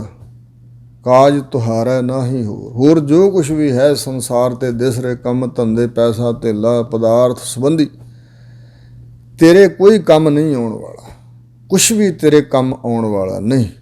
ਰਹਾਓ ਵੱਡੇ ਵੱਡੇ ਜੋ ਦੁਨੀਆਦਾਰ ਸੰਸਾਰੀ ਨੇ, ਦੁਨੀਆ ਦੇ ਪਸਾਰੇ ਨੂੰ ਜਿਨ੍ਹਾਂ ਨੇ ਇਕੱਠਾ ਕਰਨ ਦਾ ਯਤਨ ਕੀਤਾ, ਕਾਹੂ ਕਾਜ ਨਾਹੀਂ ਗਵਾਰ। ਉਹ ਗਵਾਰ ਜਿਹੜੇ ਮੂਰਖ ਨੇ ਉਹਨਾਂ ਦਾ ਜੀਵਨ ਕਿਸੇ ਕੰਮ ਦਾ ਨਹੀਂ, ਆਪਣੇ ਕਾਜ ਕੰਮ ਆਉਣ ਵਾਲਾ ਨਹੀਂ ਹੈ। ਹਰ ਕਾ ਦਾਸ ਨੀਚ ਕੁਲ ਸੁਣ ਹੈ। ਜਿਹੜਾ ਹਰੀ ਪ੍ਰਮਾਤਮਾ ਦਾ ਦਾਸ ਹੈ, ਭਾਵੇਂ ਨੀਵੀਂ ਤੋਂ ਨੀਵੀਂ ਕੁਲ ਵਿੱਚ ਵੀ ਹੈ, ਤੇ ਸੁਣਦਾ ਪ੍ਰਮਾਤਮਾ ਦੇ ਜਸ ਨੂੰ, ਜਾਂ ਸੁਣਿਆ ਜਾਂਦਾ ਕਿ ਉਹ ਨੀਚ ਕੁਲ ਦਾ, ਜਿਵੇਂ ਕਿਹਾ ਨਾ, ਨੀਚ ਕੁਲਾ ਜੋ ਲਾਹਰਾ ਭਇਓ ਗੁਨੀ ਗਹੀਰਾ। ਸੋ ਇਸ ਪ੍ਰਕਾਰ ਸੈਣ ਨਾਈ ਬੁੱਤ ਕਾਰਿਆ ਉਹ ਘਰ ਘਰ ਸੁਣਿਆ, ਹਿਰਦੈ ਵਸਿਆ ਪਾਰ ਬ੍ਰਹਮ ਭਗਤਾਂ ਮੈਂ ਗਣਿਆ। ਸੋ ਇਸ ਪ੍ਰਕਾਰ ਕਬੀਰ ਜੀ, ਰਵਿਦਾਸ ਜੀ, ਨਾਮਦੇਵ ਜੀ, ਇਹ ਸਾਰੇ ਭਗਤ ਜਿਹਨਾਂ ਨੂੰ ਲੋਕ ਕਹਿੰਦੇ ਨੀਵੀਆਂ ਕੁਲਾਂ ਦੇ ਹਨ, ਨੀਵੀਆਂ ਜਾਤਾਂ ਦੇ, ਪਰ ਜੇ ਉਸ ਗੁਰਮੁਖ ਦੀ, ਜਿਹੜਾ ਰੱਬ ਦਾ ਦਾਸ ਹੈ, ਭਾਵੇਂ ਕੁਲ ਨੀਵੀਂ ਹੈ, ਸੁਣਿਆ ਜਾਂਦਾ ਨੀਵੀਂ ਕੁਲ ਵਾਲਾ, ਤਿਸ ਕੈ ਸੰਖਿਨ ਮੈਂ ਉਧਰੈ। ਉਸ ਦੀ ਸੰਗਤ ਜੇ ਕੋਈ ਕਰੇ ਭਾਵਨਾ ਪ੍ਰੇਮ ਸਹਿਤ, ਤੇ ਖਿਨ ਵਿੱਚ ਹੀ ਬਚ ਜਾਂਦਾ ਵਿਕਾਰਾਂ ਤੋਂ, ਜੰਮਣ ਮਰਨ ਤੋਂ। ਹੋ ਸਕਦਾ ਖਿਨ ਵਿੱਚ ਹੀ, ਇੱਕ ਖਿਨ ਮਾਤਰ ਸੰਗਤ ਕਰਨ ਨਾਲ ਹੀ ਉਧਾਰ ਹੋ ਜਾਏ। ਕੋਟ ਮੱਜਨ ਜਾ ਕੇ ਸੁਣ ਨਾਮ। ਜਿਸ ਪਰਮੇਸ਼ਰ ਦਾ ਨਾਮ ਸੁਣਨ ਕਰਕੇ ਜਿਸ ਵਿਅਕਤੀ ਨੂੰ ਕਰੋੜਾਂ ਤੀਰਥਾਂ ਤੇ ਪੁਰਬਾਂ ਦੇ ਸਮੇਂ ਇਸ਼ਨਾਨ ਕਰਨ ਦਾ ਫਲ ਹੈ। ਕੋਟ ਪੂਜਾ ਜਾਂ ਕੈ ਹੈ ਧਿਆਨ। ਜਿਸ ਪਰਮੇਸ਼ਰ ਦਾ ਧਿਆਨ ਧਰਨ ਨਾਲ ਕਰੋੜਾਂ ਤਰ੍ਹਾਂ ਦੀ ਪੂਜਾ ਦਾ ਫਲ ਹੈ। ਕੋਟ ਪੁੰਨ ਸੁਣ ਹਰ ਕੀ ਬਾਣੀ। ਹਰੀ ਅਕਾਲ ਪੁਰਖ ਦੀ ਬਾਣੀ ਸੁਣਨ ਨਾਲ ਕਰੋੜਾਂ ਕਰੋੜਾਂ ਪੁੰਨ ਪਵਿੱਤਰ ਕਰਮ ਕਰਨ ਦਾ ਫਲ ਹੈ, ਪ੍ਰਾਪਤ ਹੋ ਗਿਆ। ਕੋਟ ਫਲਾ ਗੁਰ ਤੇ ਵਿਧ ਜਾਣੀ। ਜਿਹੜੀ ਗੁਰਾਂ ਦੇ ਪਾਸੋਂ ਵਿਧੀ ਢੰਗ ਤਰੀਕਾ ਜੁਗਤੀ ਜੀਵਨ ਦੀ ਜਾਣ ਲਈ ਨਾ, ਉਸਨੇ ਕਰੋੜਾਂ ਫਲ ਪ੍ਰਾਪਤ ਕਰ ਲਏ। ਮਨ ਆਪਣੇ ਮਹਿ ਫਿਰ ਚੇਤ। ਇਸ ਕਰਕੇ ਹਜ਼ੂਰ ਕਹਿੰਦੇ ਨੇ ਸੰਬੋਧਨ ਕਰਕੇ ਕਿ ਆਪਣੇ ਮਨ ਦੇ ਅੰਦਰ ਪੁਨ੍ਹਾ ਫਿਰ ਦੁਬਾਰਾ ਚੇਤੇ ਕਰ, ਵਾਹਿਗੁਰੂ ਦਾ ਚੇਤਾ ਕਰ, ਭਜਨ ਕਰ। ਬਿਨਸ ਜਾਹੇ ਮਾਇਆ ਕੇ ਹੇਤ। ਜਿਹੜੇ ਮਾਇਆ ਦਾ ਦੇ ਹਿੱਤ ਵਿੱਚ ਰਹਿਣਾ ਹੈ, ਇਹ ਸਾਰਾ ਬਿਨਸ ਜਾਏਗਾ। ਮਾਇਆ ਦਾ ਮੋਹ ਸਾਰਾ ਬਿਨਸ ਜਾਏਗਾ। ਜਿਹੜੇ ਮਾਇਆ ਨਾਲ ਹਿੱਤ ਕਰਨ ਵਾਲੇ ਨੇ, ਮਾਇਆ ਵਿੱਚ ਹੀ ਬਿਨਸ ਜਾਣ, ਬਰਬਾਦ ਹੋ ਜਾਣਗੇ। ਹਰ ਅਬਿਨਾਸੀ ਤੁਮਰਾ ਸੰਗ। ਜਿਸ ਪਰਮੇਸ਼ਰ ਨੂੰ ਜਪਣ ਦਾ ਅਸੀਂ ਉਪਦੇਸ਼ ਦੇ ਰਹੇ ਹਾਂ, ਉਹ ਅਬਿਨਾਸੀ ਹਰੀ ਤੇਰੇ ਸੰਗ ਸਾਥ ਹੀ ਵਸਦਾ ਹੈ। ਮਨ ਮੇਰੇ ਰਚ ਰਾਮ ਕਰਾਂਗੋ। ਮੇਰੇ ਮਨਾ ਰਾਮ ਪਰਮਾਤਮਾ ਦੇ ਪ੍ਰੇਮ ਰੰਗ ਵਿੱਚ ਰਚ ਜਾ, ਤਦਾਕਾਰ ਹੋ ਜਾ। ਜਾ ਕੇ ਕਾਮ ਉਤਰੈ ਸਭ ਭੂਖ। ਜਿਸ ਪਰਮੇਸ਼ਰ ਦੀ ਕਾਮਨਾ ਕਰਨ ਕਰਕੇ, ਜਿਸ ਪਰਮਾਤਮਾ ਦਾ ਸਿਮਰਨ ਰੂਪੀ ਕੰਮ ਕਰਨ ਕਰਕੇ ਤੇਰੀ ਉਤਰ ਜਾਂਦੀ ਹੈ ਸਾਰੀ ਭੁੱਖ। ਜਾ ਕੇ ਕਾਮ ਨਾ ਜੋ ਹੈ ਦੂਤ। ਜਿਸ ਦੀ ਕਾਮਨਾ ਕਰਕੇ, ਜਿਸ ਦਾ ਸਿਮਰਨ ਰੂਪ ਕੰਮ ਕਰਨ ਕਰਕੇ ਨਹੀਂ ਤੱਕਦੇ ਜਮਦੂਤ। ਧਰਮਰਾਜ ਕੇ ਦੂਤ ਨਾ ਜੋ ਹੈ, ਤੇਰੇ ਵੱਲ ਵੇਖ ਨਹੀਂ ਸਕਦੇ। ਜਾ ਕੇ ਕਾਮ ਤੇਰਾ ਵੱਡ ਗਮਰ। ਜਿਸ ਪਰਮਾਤਮਾ ਦਾ ਸਿਮਰਨ ਕਰਨ ਕਰਕੇ, ਜਿਸ ਦੀ ਕਾਮਨਾ ਕਰਨ ਕਰਕੇ ਤੇਰੀ ਵੱਡੀ ਇੱਜ਼ਤ ਸਤਿਕਾਰ, ਗੌਰਾਪਣ, ਭਾਰਾਪਣ ਪ੍ਰਾਪਤ ਹੋਵੇਗਾ। ਜਾ ਕੇ ਕਾਮ ਹੋਵੈ ਤੂੰ ਅਮਰ। ਜਿਸ ਪਰਮਾਤਮਾ ਦੇ ਕੰਮ ਕਰਨ ਨਾਲ, ਜਿਸ ਦੀ ਕਾਮਨਾ ਕਰਨ ਨਾਲ, ਜਿਸ ਦਾ ਸਿਮਰਨ ਕਰਨ ਨਾਲ ਤੂੰ ਹੋ ਜਾਏਗਾ ਅਮਰ, ਜੰਮਣ ਮਰਨ ਤੋਂ ਰਹਿਤ। ਜਾ ਕੇ ਚਾਕਰ ਕੋ ਨਹੀਂ ਡਾਨ। ਜਿਸ ਪਰਮਾਤਮਾ ਦੇ ਚਾਕਰ ਨੂੰ ਕੋਈ ਡੰਨ ਸਜ਼ਾ ਨਹੀਂ ਦੇ ਸਕਦਾ। ਜਮਾਂ ਵੱਲੋਂ ਡੰਨ ਨਹੀਂ ਮਿਲ ਸਕਦਾ, ਕਿਸੇ ਹੋਰ ਵੱਲੋਂ ਨਹੀਂ, ਸਜ਼ਾ ਤੋਂ ਬਚ ਜਾਈਦਾ। ਜਿਸ ਦਾ ਚਾਕਰ ਬਣਿਆ, ਜਮਾਂ ਦਾ ਕਿਸੇ ਦਾ ਵੀ ਕੋਈ ਡੰਨ ਸਜ਼ਾ ਕਿਸੇ ਪਾਸੋਂ ਵੀ ਨਹੀਂ ਪ੍ਰਾਪਤ ਹੁੰਦੀ। ਜਾ ਕੇ ਚਾਕਰ ਕੋ ਨਹੀਂ ਬਾਨ। ਬਾਨ ਮਤਲਬ ਆਦਤ। ਜਿਸ ਦੇ ਚਾਕਰ ਨੂੰ ਕੋਈ ਨਸ਼ਾ ਨਹੀਂ, ਕੋਈ ਬਾਣ ਆਦਤ ਨਹੀਂ, ਕੋਈ ਸੁਭਾਅ ਭੈੜਾ ਨਹੀਂ ਬਣਦਾ। ਜਾ ਕੇ ਕਾਂ ਦਫ਼ਤਰ ਪੁੱਛਿਆ ਨਾ ਲੇਖਾ। ਜਿਸ ਪਰਮਾਤਮਾ ਦੇ ਦਫ਼ਤਰ ਵਿੱਚ ਭਗਤਾਂ ਤੋਂ ਲੇਖਾ ਨਹੀਂ ਪੁੱਛਿਆ ਜਾਂਦਾ। ਜਾ ਤਾਂ ਕਿ ਚਾਕਰੀ ਕਰੋ ਵਿਸੇਖਾ। ਤਿਸ ਪਰਮਾਤਮਾ ਦੀ ਵਿਸ਼ੇਸ਼ ਕਰਕੇ ਫਿਰ ਚਾਕਰੀ, ਸਿਮਰਨ, ਭਜਨ, ਸੇਵਾ, ਭਗਤੀ ਕਰਨੀ ਚਾਹੀਦੀ ਹੈ। ਜਾ ਕੇ ਊਣ ਨਾਹੀਂ ਕਾਹੂ ਬਾਤ। ਜਿਸ ਪਰਮਾਤਮਾ ਦੇ ਘਰ ਵਿੱਚ ਕਿਸੇ ਬਾਤ ਦੀ ਊਣਤਾ ਹੀ ਨਹੀਂ, ਕਿਸੇ ਗੱਲੋਂ ਵੀ ਜਿਸ ਘਰ 'ਚ ਕੋਈ ਊਣਾਪਣ, ਅਧੂਰਾਪਣ, ਕੋਈ ਘਾਟ ਨਹੀਂ ਹੈ। ਇੱਕ ਹੈ ਆਪ, ਅਨੇਕ ਹੈ ਭਾਂਤ। ਜੋ ਪਰਮਾਤਮਾ ਹਮੇਸ਼ਾ ਇੱਕ ਹੀ ਇੱਕ ਹੈ, ਪਰ ਅਨੇਕਾਂ ਭਾਂਤ ਹੋ ਕੇ ਅਨੇਕਾਂ ਰੂਪਾਂ ਰੰਗਾਂ 'ਚ ਪਸਰਿਆ ਹੋਇਆ। ਅਨਕ ਭਾਂਤ ਹੋਏ ਪਸਰਿਆ ਨਾਨਕ ਏਕ ਓਂਕਾਰ। ਜਿਵੇਂ ਕਿਹਾ ਅਨੇਕ ਹੈ ਫਿਰ ਏਕ ਹੈ, ਜਾ ਕੀ ਦ੍ਰਿਸ਼ਟ ਹੋਏ ਸਦਾ ਨਿਹਾਲ। ਜਿਸ ਪਰਮਾਤਮਾ ਦੀ ਕਿਰਪਾ ਦ੍ਰਿਸ਼ਟੀ ਕਰਕੇ ਜੀਵ ਸਦਾ ਵਾਸਤੇ ਨਿਹਾਲ ਦੁੱਖਾਂ ਤੋਂ ਰਹਿਤ ਹੋ ਜਾਂਦਾ ਹੈ। ਮਨ ਮੇਰੇ ਕਰ ਤਾਕੀ ਘਾਲ, ਹੇ ਮੇਰੇ ਮਨਾ ਤਿਸ ਪਰਮਾਤਮਾ ਦੇ ਸਿਮਰਨ ਭਜਨ ਦੀ ਭਗਤੀ ਦੀ ਘਾਲਣਾ ਘਾਲ। ਨਾ ਕੋਈ ਚਤੁਰ ਨਾ ਹੀ ਕੋ ਮੂੜਾ, ਆਪਣੇ ਆਪ ਵਿੱਚ ਆਪਣੀ ਮਰਜ਼ੀ ਨਾਲ ਨਾ ਕੋਈ ਚਤੁਰ ਸਿਆਣਾ ਹੈ ਤੇ ਨਾ ਹੀ ਕੋਈ ਮੂੜਾ ਮੂਰਖ ਬਣਿਆ ਜਾਣ ਬੁੱਝ ਕੇ। ਨਾ ਕੋ ਹੀਣ ਨਾ ਹੀ ਕੋ ਸੂਰਾ, ਨਾ ਕੋਈ ਹੀਣ ਕਮਜ਼ੋਰ ਹੈ ਤੇ ਨਾ ਹੀ ਕੋਈ ਸੂਰਮਾ ਆਪਣੇ ਆਪ 'ਚ। ਜਿੱਤ ਕੋ ਲਾਇਆ ਤਿਤ ਹੀ ਲਾਗਾ, ਜਿੱਧਰ ਕੋਈ ਕਿਸੇ ਪਰਮੇਸ਼ਰ ਨੇ ਜਿੱਧਰ ਕਿਸੇ ਨੂੰ ਲਾਇਆ ਹੋਇਆ ਉੱਧਰ ਹੀ ਕੋਈ ਲੱਗਾ ਹੈ। ਜਿੱਧਰ ਹੀ ਪਰਮੇਸ਼ਰ ਨੇ ਕੋਈ ਲਾਇਆ ਹੋਇਆ, ਕਿਸੇ ਜੀਵ ਨੂੰ ਲਾਇਆ ਹੋਇਆ, ਤਿਤ ਹੀ ਲਾਗਾ, ਉੱਧਰ ਹੀ ਉਹ ਜੀਵ ਲੱਗਾ ਹੋਇਆ। ਸੋ ਸੇਵਕ ਨਾਨਕ ਜਿਸ ਭਾਗਾ। ਸਤਿਗੁਰੂ ਅਰਜਨ ਦੇਵ ਮਹਾਰਾਜ ਕਹਿੰਦੇ ਨੇ, ਭਾਈ ਵਾਹਿਗੁਰੂ ਦਾ ਸੇਵਕ ਉਹੀ ਹੈ ਜਿਸ ਦੇ ਮੱਥੇ 'ਤੇ ਭਾਗ ਚੰਗਾ ਸਵੱਲਾ ਹੈ। ਪੂਰਬਲੇ ਚੰਗੇ ਕਰਮਾਂ ਦੇ ਪ੍ਰੇਰਿਆਂ ਹੋਇਆਂ ਵਾਹਿਗੁਰੂ ਦੀ ਕਲਮ ਨੇ ਮਸਤਕ 'ਤੇ ਭਾਗ ਲਿਖਿਆ ਹੋਇਆ, ਉਹੀ ਵਾਹਿਗੁਰੂ ਦਾ ਸੇਵਕ ਬਣ ਸਕਦਾ। ਗੌੜੀ ਮਹੱਲਾ ਪੰਜਵਾ। ਗੌੜੀ ਰਾਗਣੀ ਦੇ ਅੰਦਰ ਗੁਰਦੇਵ ਪੰਚਮ ਪਾਤਸ਼ਾਹ ਸਤਿਗੁਰੂ ਅਰਜਨ ਦੇਵ ਮਹਾਰਾਜ ਬਚਨ ਫਰਮਾਉਂਦੇ ਨੇ, ਬਿਨ ਸਿਮਰਨ ਜੈਸੇ ਸਰਪ ਆਰ ਜਾਰੀ। ਵਾਹਿਗੁਰੂ ਪਰਮਾਤਮਾ ਦੇ ਸਿਮਰਨ ਤੋਂ ਬਗੈਰ ਇਹ ਜੀਵ ਇਸ ਤਰ੍ਹਾਂ ਹੈ ਜਿਸ ਤਰ੍ਹਾਂ ਸੱਪ ਦੀ ਆਰਜਾ। ਆਰ ਜਾਰੀ ਲੰਬੀ ਉਮਰ ਵਾਲਾ ਸੱਪ, ਤੇ ਆਰਜਾ ਅਰੀ, ਅਰੀ ਹੁੰਦਾ ਹੈ ਵੈਰੀ। ਜਿਵੇਂ ਸੱਪ ਦੀ ਲੰਬੀ ਉਮਰ ਹੀ ਉਹਦੀ ਵੈਰ ਨਾ, ਸੱਪ ਦੀ ਲੰਬੀ ਉਮਰ ਹੁੰਦੀ ਹੈ ਤੇ ਉਹ ਉਮਰ ਉਹਦੇ ਲਈ ਬੜੀ ਦੁਖਦਾਈ ਹੁੰਦੀ, ਕਿਉਂਕਿ ਜ਼ਹਿਰ ਵਿੱਚ ਹੀ ਝਖਾ ਮਾਰਦਾ ਫਿਰਦਾ, ਜ਼ਹਿਰ ਸਤਾਉਂਦੀ ਹੈ ਉਸ ਨੂੰ। ਜਿਵੇਂ ਕੋਈ ਲੰਬੀ ਉਮਰ ਵਾਲਾ ਹੈ ਤਾਂ ਲੰਬੀ ਉਮਰ ਵਾਲਾ ਪਰ ਹੈ ਸੱਪ, ਜ਼ਹਿਰ ਵਿੱਚ ਖਪਦਾ ਹੈ। ਇਸ ਤਰ੍ਹਾਂ ਹੀ ਜਿਹੜਾ ਸਿਮਰਨ ਤੋਂ ਖਾਲੀ ਹੈ ਉਹ ਲੰਬੀ ਉਮਰ ਵਾਲੇ ਸੱਪ ਵਰਗਾ। ਤਿਉ ਜੀਵ ਹੈ ਸਾਕਤ ਨਾਮ ਵਿਸਾਰੀ। ਇਸੇ ਤਰ੍ਹਾਂ ਜਿਹੜੇ ਸਾਕਤ ਰੱਬ ਤੋਂ ਬੇਮੁਖ ਸ਼ਕਤੀ ਮਾਇਆ ਦੇ ਉਪਾਸ਼ਕ ਮਨਮੁਖ ਲੋਕ ਨੇ, ਉਹ ਜਿਉਂਦੇ ਨੇ ਪ੍ਰਮਾਤਮਾ ਦੇ ਨਾਮ ਨੂੰ ਵਿਸਾਰ ਕੇ ਸੱਪ ਦੀ ਤਰ੍ਹਾਂ। ਏਕ ਨਿਮਖ ਜੋ ਸਿਮਰਨ ਮਹਿ ਜੀਆ। ਜਿਹੜਾ ਇੱਕ ਨਿਮਖ ਪਲ ਮਾਤਰ ਹੀ ਪ੍ਰਮਾਤਮਾ ਦੇ ਸਿਮਰਨ ਵਿੱਚ ਜਿਉਂਦਾ ਹੈ, ਕੀ ਫਲ ਮਿਲਿਆ ਉਸਨੂੰ? ਕੋੜ ਦਿਨ ਸਲਾਖ ਸਦਾ ਥਿਰ ਥੀਆ। ਉਹ ਕਰੋੜਾਂ ਦਿਨ ਲੱਖਾਂ ਦਿਨ ਸਦਾ ਵਾਸਤੇ ਥਿਰ ਹੋ ਗਿਆ। ਥਿਰ ਪਾਰ ਬ੍ਰਹਮ ਪਰਮੇਸ਼ਰੋ ਸੇਵਕ ਥਿਰ ਹੋਸੀ। ਰਹਾਉ ਬਿਨ ਸਿਮਰਨ ਧ੍ਰਿਗ ਕਰਮ ਕਰਾਸ। ਵਾਹਿਗੁਰੂ ਪਰਮਾਤਮਾ ਦੇ ਸਿਮਰਨ ਤੋਂ ਬਗੈਰ ਜਿਹੜੇ ਕਰਮ ਕਮਾਉਣੇ ਹਨ, ਕਰਮ ਕਰਨੇ ਹਨ, ਉਹ ਧ੍ਰਿਗ ਹਨ। 100 ਵਾਰੀ ਫਿਟੇ ਮੂੰਹ ਕਹੀਏ ਇੱਕ ਲਾਹਣਤ ਬਣਦੀ ਹੈ, 100 ਲਾਹਣਤ ਪਾਈਏ ਤੇ ਇੱਕ ਧ੍ਰਿਗ ਬਣਦੀ ਹੈ। ਸੋ ਲੱਖਾਂ ਫਟਕਾਰਾਂ ਲਾਹਣਤਾਂ ਹਨ ਉਸ ਜੀਵਨ ਨੂੰ ਜਿਹੜਾ ਸਿਮਰਨ ਤੋਂ ਬਗੈਰ ਹੈ, ਜਿਹੜੇ ਕਰਮ ਕਰਨੇ ਨੇ। ਪਰਮਾਤਮਾ ਦਾ ਸਿਮਰਨ ਜੀਵਨ ਵਿੱਚ ਹੈ ਹੀ ਨਹੀਂ, ਤੇ ਸਿਮਰਨ ਨੂੰ ਛੱਡ ਕੇ ਹੋਰ ਕਰਮ ਕਮਾਉਣੇ, ਕੰਮ ਕਰਨੇ, ਇਹ ਧ੍ਰਿਗਾ ਕਾਰਨ। ਕਾਗ ਬਤਨ ਵਿਸ਼ਟਾ ਮਹਿਵਾਸ। ਜਿਵੇਂ ਕਾਂ ਦੀ ਜਿਹੜੀ ਬਤਨ ਚੁੰਝ ਹੈ ਉਹਦਾ ਵਿਸ਼ਟਾ ਵਿੱਚ ਗੰਦਗੀ ਵਿੱਚ ਹੀ ਵਾਸਾ ਹੁੰਦਾ ਹੈ, ਇਸੇ ਤਰ੍ਹਾਂ ਉਹ ਜੀਵ ਵੀ ਕਾਂ ਦੀ ਨਿਆਈ ਹਨ। ਤੇ ਜਿਵੇਂ ਕਾਂ ਦੀ ਚੁੰਝ ਦਾ ਗੰਦਗੀ 'ਚ ਵਾਸਾ ਹੈ, ਇਸੇ ਪ੍ਰਕਾਰ ਵਿਕਾਰਾਂ ਰੂਪੀ ਗੰਦ ਵਿੱਚ, ਮਾਇਆ ਮੋਹ ਦੇ ਗੰਦ ਵਿੱਚ ਹੀ ਉਹਨਾਂ ਦਾ ਵਾਸਾ ਹੈ। ਬਿਨ ਸਿਮਰਨ ਭਏ ਕੂਕਰ ਕਾਮ। ਵਾਹਿਗੁਰੂ ਦੇ ਸਿਮਰਨ ਤੋਂ ਬਗੈਰ ਜਿਹੜੇ ਕੰਮ ਹਨ ਉਹਨਾਂ ਜੀਆਂ ਦੇ, ਉਹ ਕੂਕਰ ਕੁੱਤਿਆਂ ਵਾਲੇ ਨੇ, ਜਿਵੇਂ ਕੁੱਤਿਆਂ ਦੇ ਕੰਮ ਹੋਣ। ਸਾਕਤ ਬੇਸਵਾ ਪੂਤਨ ਨਾਮ। ਜਿਹੜੇ ਸਾਕਤ ਪਰਮੇਸ਼ਰ ਤੋਂ ਬੇਮੁਖ ਲੋਕ ਨੇ ਉਹ ਇੰਝ ਨੇ ਜਿਵੇਂ ਵੇਸਵਾ ਦਾ ਪੁੱਤ ਨਨਾਵਾ ਹੁੰਦਾ ਹੈ, ਉਹਦੇ ਪਿਤਾ ਦਾ ਨਾਮ ਨਹੀਂ ਜਾਣਿਆ ਜਾ ਸਕਦਾ ਵੀ ਇਹਦਾ ਪਿਤਾ ਕੌਣ ਹੈ, ਕਿਉਂਕਿ ਵੇਸਵਾ ਦੇ ਨੇਕਾਂ ਮਰਦਾਂ ਨਾਲ ਸੰਬੰਧ ਹੁੰਦੇ ਨੇ। ਇਸ ਪ੍ਰਕਾਰ ਹੀ ਸਾਕਤ ਮਨੁੱਖ ਵੇਸਵਾ ਦੇ ਨਨਾਵੇਂ ਪੁੱਤ ਵਰਗਾ ਹੈ। ਬਿਨ ਸਿਮਰਨ ਜੈਸੇ ਸੀਂਗ ਛਤਾਰਾ।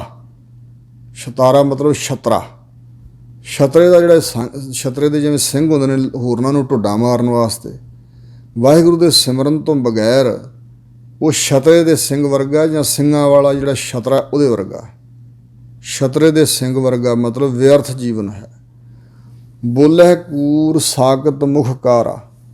ਮਤਲਬ ਹੈ ਕਿ ਛਤਰੇ ਦਾ ਜਿਵੇਂ ਸਿੰਘ ਭਿੜਨ ਵਾਸਤੇ ਲੋਕਾਂ ਨੂੰ ਦੁੱਖ ਦੇਣ ਲਈ, ਇਸ ਤਰ੍ਹਾਂ ਹੀ ਉਹ ਛਤਰੇ ਦੇ ਸਿੰਘ ਵਰਗਾ ਲੜਾਈਆਂ ਝਗੜੇ ਪੁਆੜੇ ਦੁਨੀਆ ਦੇ ਖੜੇ ਕਰਨ ਵਾਲਾ। ਬੋਲੇ ਕੂਰ ਸਾਕਤ ਮੁਖਕਾਰਾ। ਜਿਹੜੇ ਸਾਕਤ ਲੋਕ ਨੇ ਨਾ, ਸ਼ਕਤੀ ਮਾਇਆ ਦੇ ਉਪਾਸ਼ਕ ਵਾਹਿਗੁਰੂ ਤੋਂ ਬੇਮੁਖ ਮਨਮੁਖ, ਉਹਨਾਂ ਦਾ ਮੂੰਹ ਹਮੇਸ਼ਾ ਕਾਲਾ ਹੈ।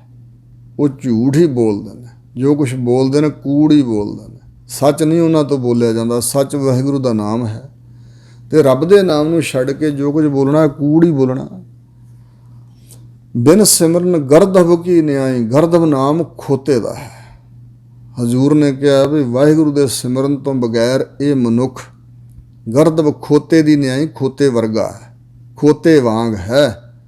ਸਾਗਤ ਥਾਨ ਭ੍ਰਿਸ਼ਟ ਫਿਰਾਹੀ।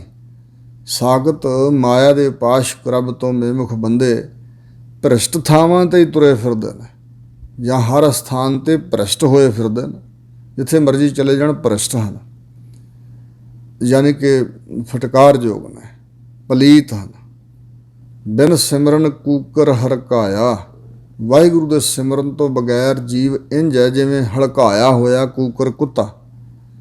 ਜਿਉਂ ਕੂਕਰ ਹਰਕਾਇਆ ਧਾਵੈ ਦਹਿ ਦਿਸ ਜਾਏ। ਲੋਭੀ ਜੰਤ ਨਾ ਜਾਣੇ ਪੱਖ ਅਪੱਖ ਸਭ ਖਾਏ।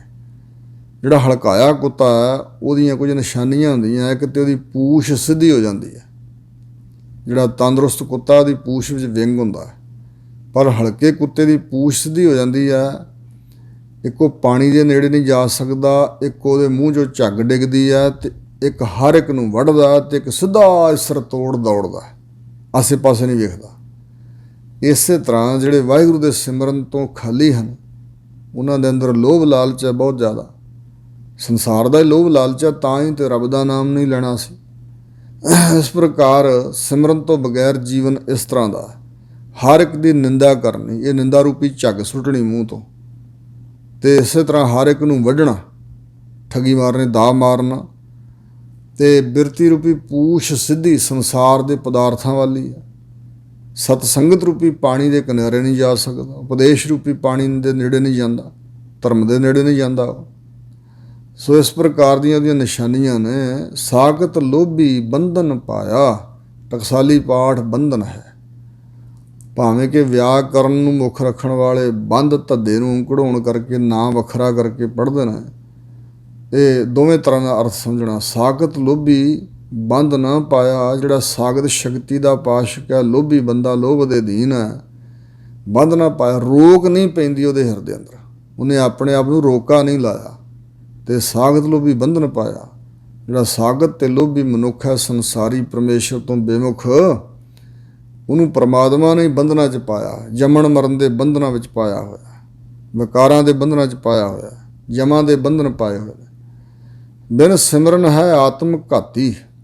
ਵਾਹਿਗੁਰੂ ਦੇ ਸਿਮਰਨ ਤੋਂ ਬਗੈਰ ਆਤਮ ਘਾਤੀ ਦਾ ਮਤਲਬ ਆਪਣੇ ਆਪ ਦਾ ਘਾਤ ਕਰਨ ਵਾਲਾ। ਸਾਖਤ ਨੀਚ ਤਿਸ ਕੁਲ ਨਹੀਂ ਜਾਤੀ। ਜਿਹੜਾ ਸਾਖਤ ਬੰਦਾ ਭਾਵੇਂ ਬੜੀ ਉੱਚੀ ਕੁਲ, ਬੜੀ ਉੱਚੀ ਜਾਤ ਦਾ ਹੋਵੇ, ਹਜ਼ੂਰ ਕਹਿੰਦੇ ਨਹੀਂ ਨਹੀਂ, ਜੋ ਰੱਬ ਤੋਂ ਬੇਮੁਖ ਹੈ ਉਹ ਬਹੁਤ ਨੀਚ ਨੀਵਾਂ ਹੈ। ਉਹਦੀ ਕੋਈ ਕੁਲ ਉੱਚੀ ਨਹੀਂ, ਕੋਈ ਜਾਤ ਨਹੀਂ ਹੈ। ਉਹ ਜਾਤ ਕੁਲ ਤੋਂ ਸਭ ਪਾਸਿਆਂ ਤੋਂ ਖਾਲੀ ਤੇ ਨੀਚ ਸਮਝਣਾ ਉਸਨੂੰ। ਜਿਸ ਭਇਆ ਕਿਰਪਾਲ ਤੇ ਸਤਸੰਗ ਮਿਲਾਇਆ। ਜਿਸ ਦੇ ਉੱਪਰ ਵਾਹਿਗੁਰੂ ਪਰਮਾਤਮਾ ਕਿਰਪਾਲੂ ਹੋਇਆ ਹੈ, ਉਸ ਨੂੰ ਵਾਹਿਗੁਰੂ ਜੀ ਨੇ ਸਤਸੰਗ ਵਿੱਚ ਮਿਲਾਇਆ। ਜਿੱਥੇ ਸਤ ਅਸਾਦੀ ਵਿਚਾਰ ਹੁੰਦੀ, ਉਸ ਸੰਗਤ ਵਿੱਚ ਉਹਨੂੰ ਮਿਲਾ ਦਿੱਤਾ।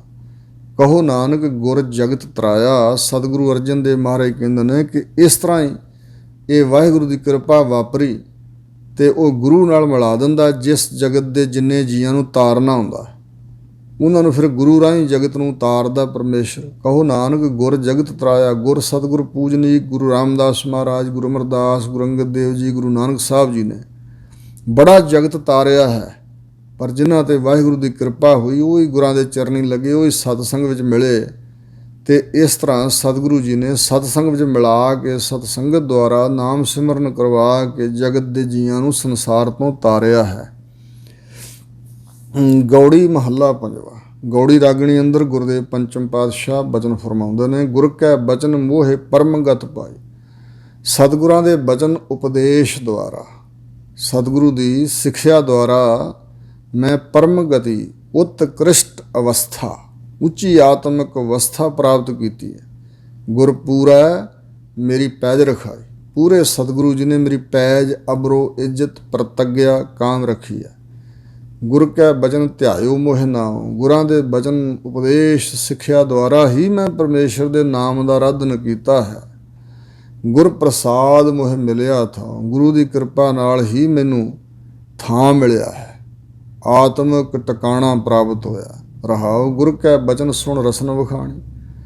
ਗੁਰੂ ਦੇ ਬਚਨਾਂ ਦੁਆਰਾ ਹੀ ਇਹ ਸੁਭਾਅ ਬਣਿਆ ਕਿ ਸੁਣ ਸੁਣ ਕੇ ਉਪਦੇਸ਼ ਨੂੰ ਤੇ ਰਸਨਾ ਤੋਂ ਵਖਾਣੀ ਕਥਨ ਕੀਤਾ। ਗੁਰ ਕਿਰਪਾ ਤੇ ਅੰਮ੍ਰਿਤ ਮੇਰੀ ਬਾਣੀ। ਗੁਰੂ ਦੀ ਕਿਰਪਾ ਦੁਆਰਾ ਸਾਡੇ ਜਿਹੜੇ ਬੋਲ ਨੇ ਉਹ ਪਰਮੇਸ਼ਰ ਜੋ ਅਕਾਲ ਪੁਰਖ ਹੈ ਉਹਦੇ ਨਾਮ ਅੰਮ੍ਰਿਤ ਵਾਲੇ ਨੇ। ਤੇ ਹੁਣ ਜਿਹੜੇ ਬਚਨ ਮੁਖ ਤੋਂ ਬੋਲਦੇ ਆ ਵਾਹਿਗੁਰੂ ਦੇ ਨਾਮ ਵਾਲੇ ਨੇ। ਨਾਮ ਅੰਮ੍ਰਿਤ ਹੈ। ਗੁਰ ਕੈ ਬਚਨ ਮਿਟਿਆ ਮੇਰਾ ਆਪ। ਗੁਰੂ ਦੇ ਬਚਨ ਦੇ ਪ੍ਰਤਾਪ ਨਾਲ ਹੀ ਮੇਰਾ ਆਪਾ ਹੰਕਾਰ ਆਪਾ ਭਾਵ ਮੇਰੇ ਅੰਦਰੋਂ ਮਿਟ ਗਿਆ। ਹਉਮੈ ਮਿਟ ਗਈ ਹੈ। ਗੁਰ ਕੀ ਦਇਆ ਤੇ ਮੇਰਾ ਵੱਡ ਪ੍ਰਤਾਪ। ਸਤਿਗੁਰੂ ਦੀ ਦਇਆ ਮਾਇਆ ਮਿਹਰ ਨਾਲ ਸਾਡਾ ਪ੍ਰਤਾਪ ਜਿਹੜਾ ਸੰਸਾਰ ਤੇ ਵੱਡਾ ਹੋਇਆ। ਗੁਰ ਕੈ ਬਚਨ ਮਿਟਿਆ ਮੇਰਾ ਭਰਮ। ਗੁਰੂ ਦੇ ਬਚਨ ਦੁਆਰਾ ਹੀ ਮੇਰੇ ਹਿਰਦੇ ਚੋਂ ਭਰਮ ਭ੍ਰਾਂਤੀ ਭੁਲੇਖਾ ਦੂਰ ਹੋਇਆ। ਗੁਰ ਕੈ ਬਚਨ ਪੇਖਿਓ ਸਭ ਬ੍ਰਹਮ। ਗੁਰੂ ਦੇ ਬਚਨਾਂ ਦੁਆਰਾ ਐਸੀ ਅਵਸਥਾ ਪ੍ਰਾਪਤ ਕੀਤੀ ਕਿ ਸਭ ਪਾਸੇ ਸਭ ਹੈ ਬ੍ਰਹਮ, ਬ੍ਰਹਮ ਹੈ ਪਸਰਿਆ। ਇਉਂ ਸਾਰੇ ਪਾਸੇ ਬ੍ਰਹਮ ਦਾ ਦਰਸ਼ਨ ਵੇਖਿਆ ਹੈ।